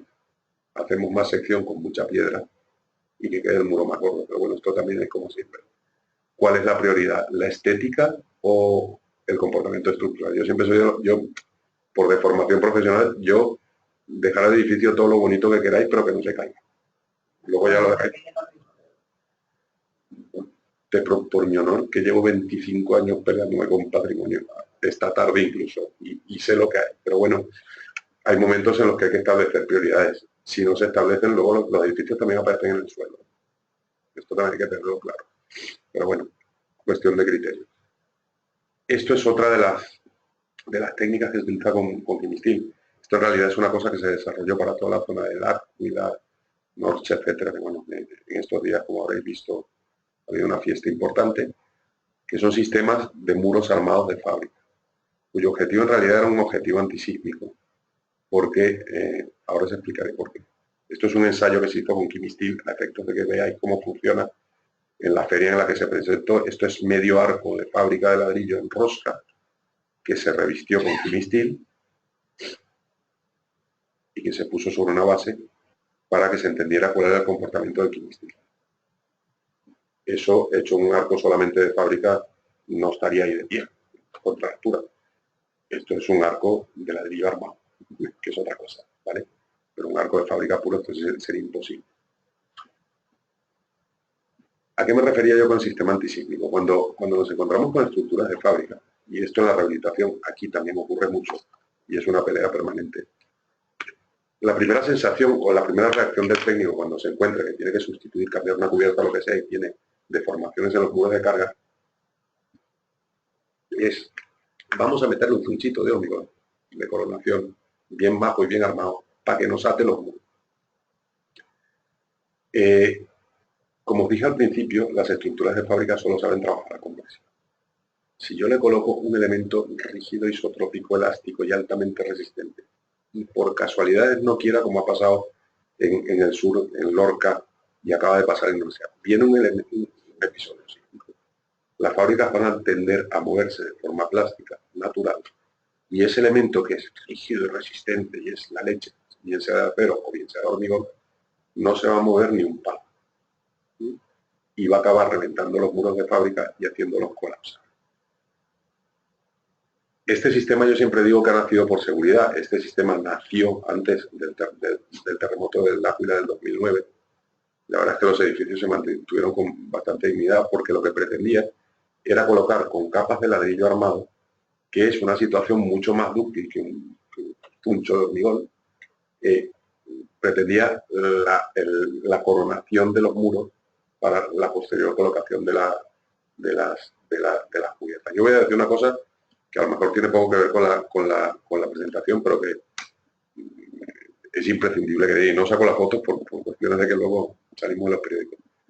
Mi socio y director de tesis de todavía, el profesor Fortea, yo me lo de risa porque hace 20 días estuvo un grupo de investigaciones en Amatrice. Y yo el otro día le enseñaba a un compañero de WhatsApp porque era una risa, porque ya antes yo le digo, coño Manolo, le digo, ¿tú has visto las fotos de la torre? No antes del último terremoto, sino el anterior, cuando eran desastres. Y cuando empezó a mandar fotos por WhatsApp que estaban haciendo la visita, me dice, macho, por mucho que lo repitamos 1000 veces, la gente no lo quiere entender. Tenemos 4000 fotos de ellos. La calle de Matriz se veía como iba Manolo andando, ¿vale? Y edificios íntegros de fábrica, todos de fábrica, ¿vale? Había uno de hormigón armado que estaba de pie. Todos colapsados. Y hay una foto que se pusieron un compañero de investigación de Manolo al lado, porque yo no me creía que se encontraba una viga de hormigón de cuelgue de 4 metros, de canto 40, íntegra, en medio de la calle y el edificio en el sur. O sea, hasta que no entendamos que las estructuras de hormigón se preparan con cosas para el hormigón y las estructuras de fábrica se preparan con cosas de fábrica, vamos mal. Y al final, cuando viene un episodio sísmico como esto, la naturaleza nos lo demuestra de dos formas. Una, viendo las vigas enteras, y la otra, cada 10 metros manda una foto de la torre. Mira la foto de la torre de mampostería. El elemento más esbelto y el más susceptible de colapsar en un episodio sísmico era el único que estaba de pie en toda la calle. Y un edificio de hormigón armado que no habían tocado nunca de los años 70 que también estaba de pie. Todo el resto de estructuras de fábrica, con vigas de hormigón, vigas de acero, forjados de vigueta y bovedilla. Todo, pero todo en el suelo. Todo. Seguramente hace falta una demostración más fehaciente, pero eso es lo que ocurre cuando utilizamos una cosa para reparar otra cosa que no es capaz de admitir. Cada cosa para lo suyo. La cal, los sistemas compatibles para fábricas y el hormigón para el hormigón. La madera para madera. Entre medias hay cosas, pero cuando reparamos con hormigón armado estructuras de fábrica, le estamos diciendo a la estructura de fábrica, cuando te caigas me vas a dar igual. Y eso sí que tenerlo muy claro. En fin, yo no sigo porque no entiendo. Esto es otro caso práctico para terminar, que se trata de un aljibe que una vez más era un aljibe que en su origen era todo de mampostería, tenía aproximadamente esta altura. Queremos más agua, lo hacemos más alto, ¿vale? En los años 30 por ahí lo hicieron más alto, y claro, lo hacemos más alto, le ponemos un vaso de hormigón por dentro, y aquí se ve la deformación en top regla. Bueno, como era complicado meter aquí más estribos, etcétera, porque había canales de riego, etcétera, lo que se hizo fue inyectarlo, recuperarlo, reconectarlo, etcétera, y se calcularon unos anillos de quimistil a alturas determinadas que nos daban suficiente resistencia para aguantar los empujes, sobre todo que se producían en la parte alta del aljibe, que era para la que no estaba diseñada. O sea, la primera cota donde estaba funcionaba bien, pero a partir de esa altura que le añadieron, pues el empuje que produce el agua tiene ángulo de rozamiento cero, pues evidentemente el empuje es totalmente horizontal, pues lo que hicimos fue reforzarlo, no sin antes recuperar algo de sección con mortero de caldo, hay que decirlo. Aquí se ve un poco el sistema colocado, ¿vale? Además de todos los problemas que habían de tuberías de salida, estos son campos de naranjo y eso es una balsa de riego. Eso es una de las aplicaciones de quimistil, pero ya no en sentido figurado, sino en realidad. Y con esto termino con los compuestos. Esto, me da reparo decirlo, pero siempre lo digo, bueno, los sistemas FRG y FRCM que tan de moda se han puesto y que nosotros también fabricamos, son fibras sintéticas reforzadas con morteros de alta resistencia cementosos o no. Creo que hice una aproximación cuando hablaba de los sistemas de acero. Esto, después del terremoto del 2009 en el Áquila, ¿vale? La Protección Civil y el CDNR italiano, que es el organismo rector de la normativa, pues llegan a la conclusión de que se habían utilizado sistemas antisísmicos bastante compatibles, pero que se moría mucha gente. ¿Y por qué se moría la gente? Porque se caían las fábricas de compartimentación, los antepechos, etcétera, que fue lo mismo que pasó en Lorca. Y propusieron utilizar fibras, ¿vale?, de diversa naturaleza, de carbono, de vidrio, lo que fuera, con morteros cementosos, como el Betonfix AQM, una malla y una fibra, cuyo objetivo real era coaligar los elementos estructurales con las fábricas, para que en el caso de que hubiera un episodio sísmico, estos tardaran más tiempo en colapsar. ¿Vale? El problema, como siempre, se produce que cuando trabaja a nivel estructural, esta rotura se produce mucho después que la rotura de la matriz, del cemento. Con lo cual, a nivel estructural, no funciona. Su función es exactamente esto. No funciona, funcionan mal. O sea, aportan poco. Claro que tienen algún tipo de comportamiento, atracción, etc. Pero llega un momento cuando la metes a tensión máxima, la fibra es capaz de absorberla, pero los morteros no. Entonces, este tipo de coaligamentos es lo que finalmente se aprobó en el CDNR. No tienen otro tipo de función estructural. Y esto, que es el final, es un poco hablaros del tema de la tecnología de los geopolímeros. Nosotros llevamos muchos años en la línea de investigación de morteros, con los morteros de cal, evidentemente, pero de morteros cementosos que no contuvieran cemento, como lo conocemos. El primer desarrollo que hacemos es el Quimistil LM, que es la matriz del sistema LM. Es un mortero puzolano totalmente exento de cemento. Y a continuación nos metemos en la vorágine de la tecnología de los geopolímeros. Al final, los geopolímeros es un aglomerante, ¿vale?, que está totalmente exento de cemento. No es más transpirable que el cemento, pero sí que tiene la propiedad, primero, de tener muchísimas menos aportaciones al medio ambiente en su fabricación, porque se cuece a temperaturas muy inferiores a las del cemento.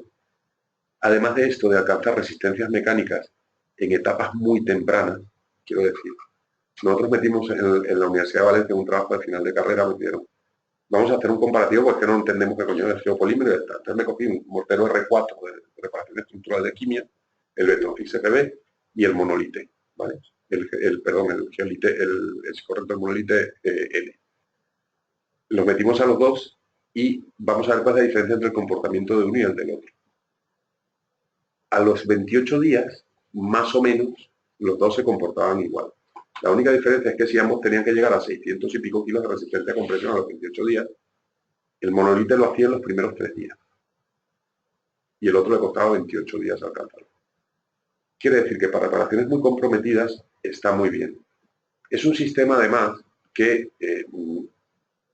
cuando se ha metido en ensayos para el marcado CE, es cierto que su resistencia a la penetración de vapor, su resistencia a la carbonatación, es prácticamente la misma que la de un revestimiento anticarbonatación.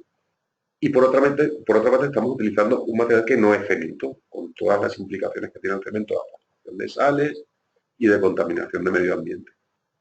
Entonces, digamos que además, lo que sí nos permite es, en el caso de una reparación estructural, saltarnos un paso.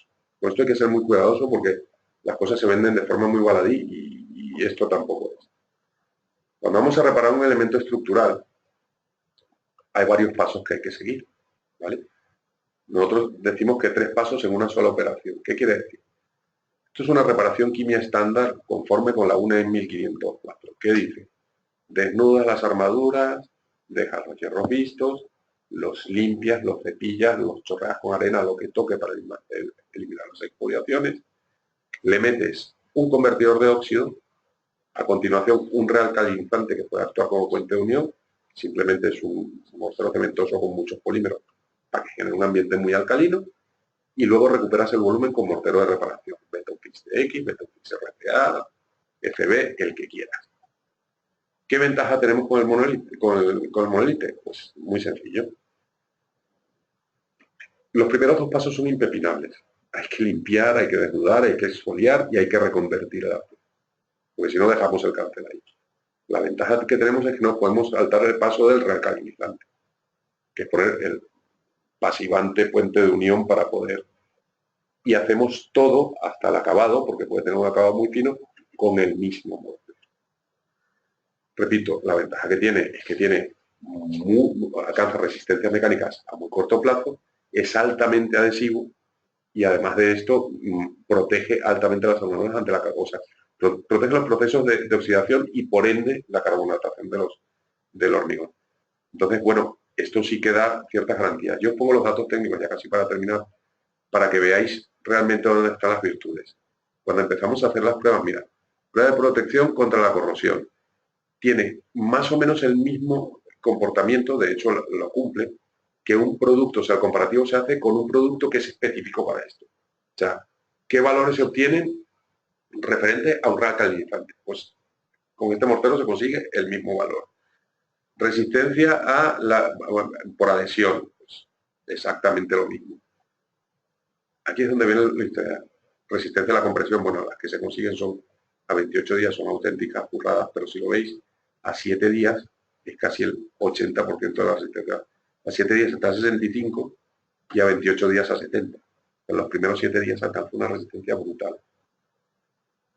También tienen interesantes resistencias a flexión, tiene un módulo elástico parecido al del hormigón, pero aquí, donde salen adhesiones y contenido en cloruros, prácticamente no tiene, ¿vale? Tiene una alta resistencia.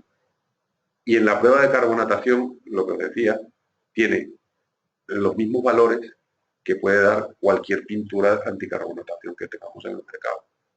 Eso quiere decir que hay otro paso más, que es el revestimiento, que no los podemos saltar simplemente haciendo una lechada con el mismo mortero. O sea, no hay que saltar, esto es lo que siempre digo, o sea, está bien que nos podemos ahorrar pasos. Lo que pasa es que no hay que saltarse, esto no es llegar y besar el santo, o sea, no es un producto mágico, rompemos, metemos el producto, no. Hay que seguir respetando los pasos de la reparación estructural, pero sí que es cierto que algunos pasos que llevamos a cabo no los podemos saltar haciéndolos con un solo producto. Esto vienen diferentes versiones, normal, rápido, que eso es una velocidad de fraguado, o fluido. Esto es el final. Cuando vosotros pedís asistencia técnica, ¿vale? La documentación que se suministra, esto es importante saberlo. Son una recomendación del sistema, los resultados de cálculo de aportación, en el caso que fueran necesarios, en el caso de un refuerzo CRP o lo que fuera, y un procedimiento de colocación. Y aparte de esto, documentación técnica, que quiere decir hoja técnica, documentos de certificación o marcados en el caso de que fueran necesarios. Hay cosas que se marcan C y cosas que no. Ahora se utilizan los DOP, que son los documentos de Document Optimization Performance, de utilización, los DOP. Y además de eso, nosotros lo que sí que entregamos son los ensayos de los sistemas en laboratorios independientes siempre. Quiero los ensayos de resistencia a flexión del tejido de 320 gramos aquí. Te mando los ensayos certificados de la Universidad de Perugia, de la Federico III de Nápoli, de la Universidad de Valencia o del que tenga, ¿vale? Y los certificados de conformidad según la normativa. Esto es un estándar de un informe técnico, ¿vale? Donde se dice qué es lo que hay que hacer, cuáles son los resultados de cálculo y cómo se tiene que colocar. Las documentaciones de los materiales son las hojas técnicas químicas, los marcados C en el caso de que fueran necesarios, certificados de conformidad y los ensayos de laboratorio independiente. ¿Vale? Bueno, aquí terminamos. Al final he ido un poco más a prisa por aquello de que son las horas que hemos empezado tarde. Si tenéis preguntas o cualquier cosa. Aquí hay una pregunta. En los refuerzos de fábrica de mampostería, ¿qué distancia tienen que tener los triángulos con las inyecciones? ¿Cada cuánto se realizan las perforaciones y qué profundidad? A ver, las perforaciones, la distancia y el tamaño de los triángulos viene determinado por la longitud y la sección del muro. Por ejemplo, en un muro de 1 metro de sección, la profundidad de los agujeros va a ser aproximadamente 2/3 del muro, ¿vale? La profundidad de la sección del muro, y los triángulos van a ser aproximadamente 30 centímetros de longitud entre agujero y agujero, ¿vale? O sea, por punto 3 de la sección es más o menos el tamaño del triángulo. Cuanto más grande es el muro, más distanciados están los agujeros y más profundos serán. Eso normalmente lo que acudimos es a, mándame la información del muro y en el departamento técnico te decimos, hazte los triángulos a 40 los equiláteros y a tanto de profundidad. Suele ser lo más sencillo. ¿Vale?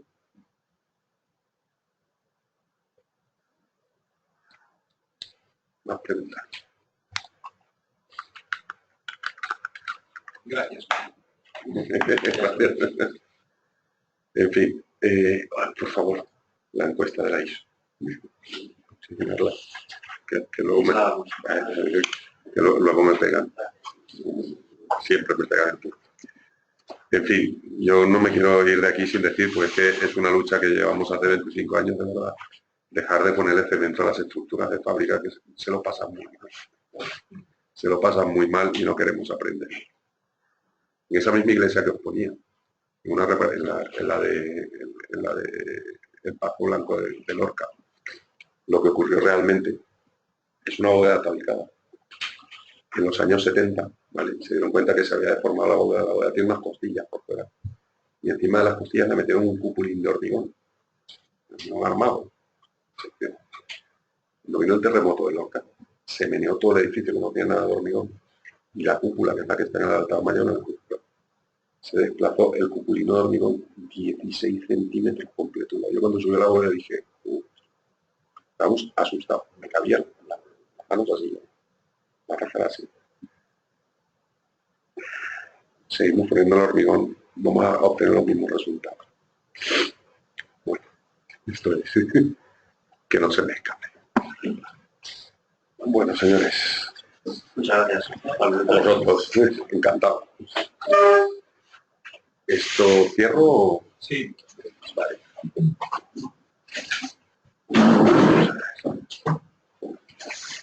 Cuando una reunión se me puede quitarle cosas a esto, para que se sienta bien consigo mismo. Ahora.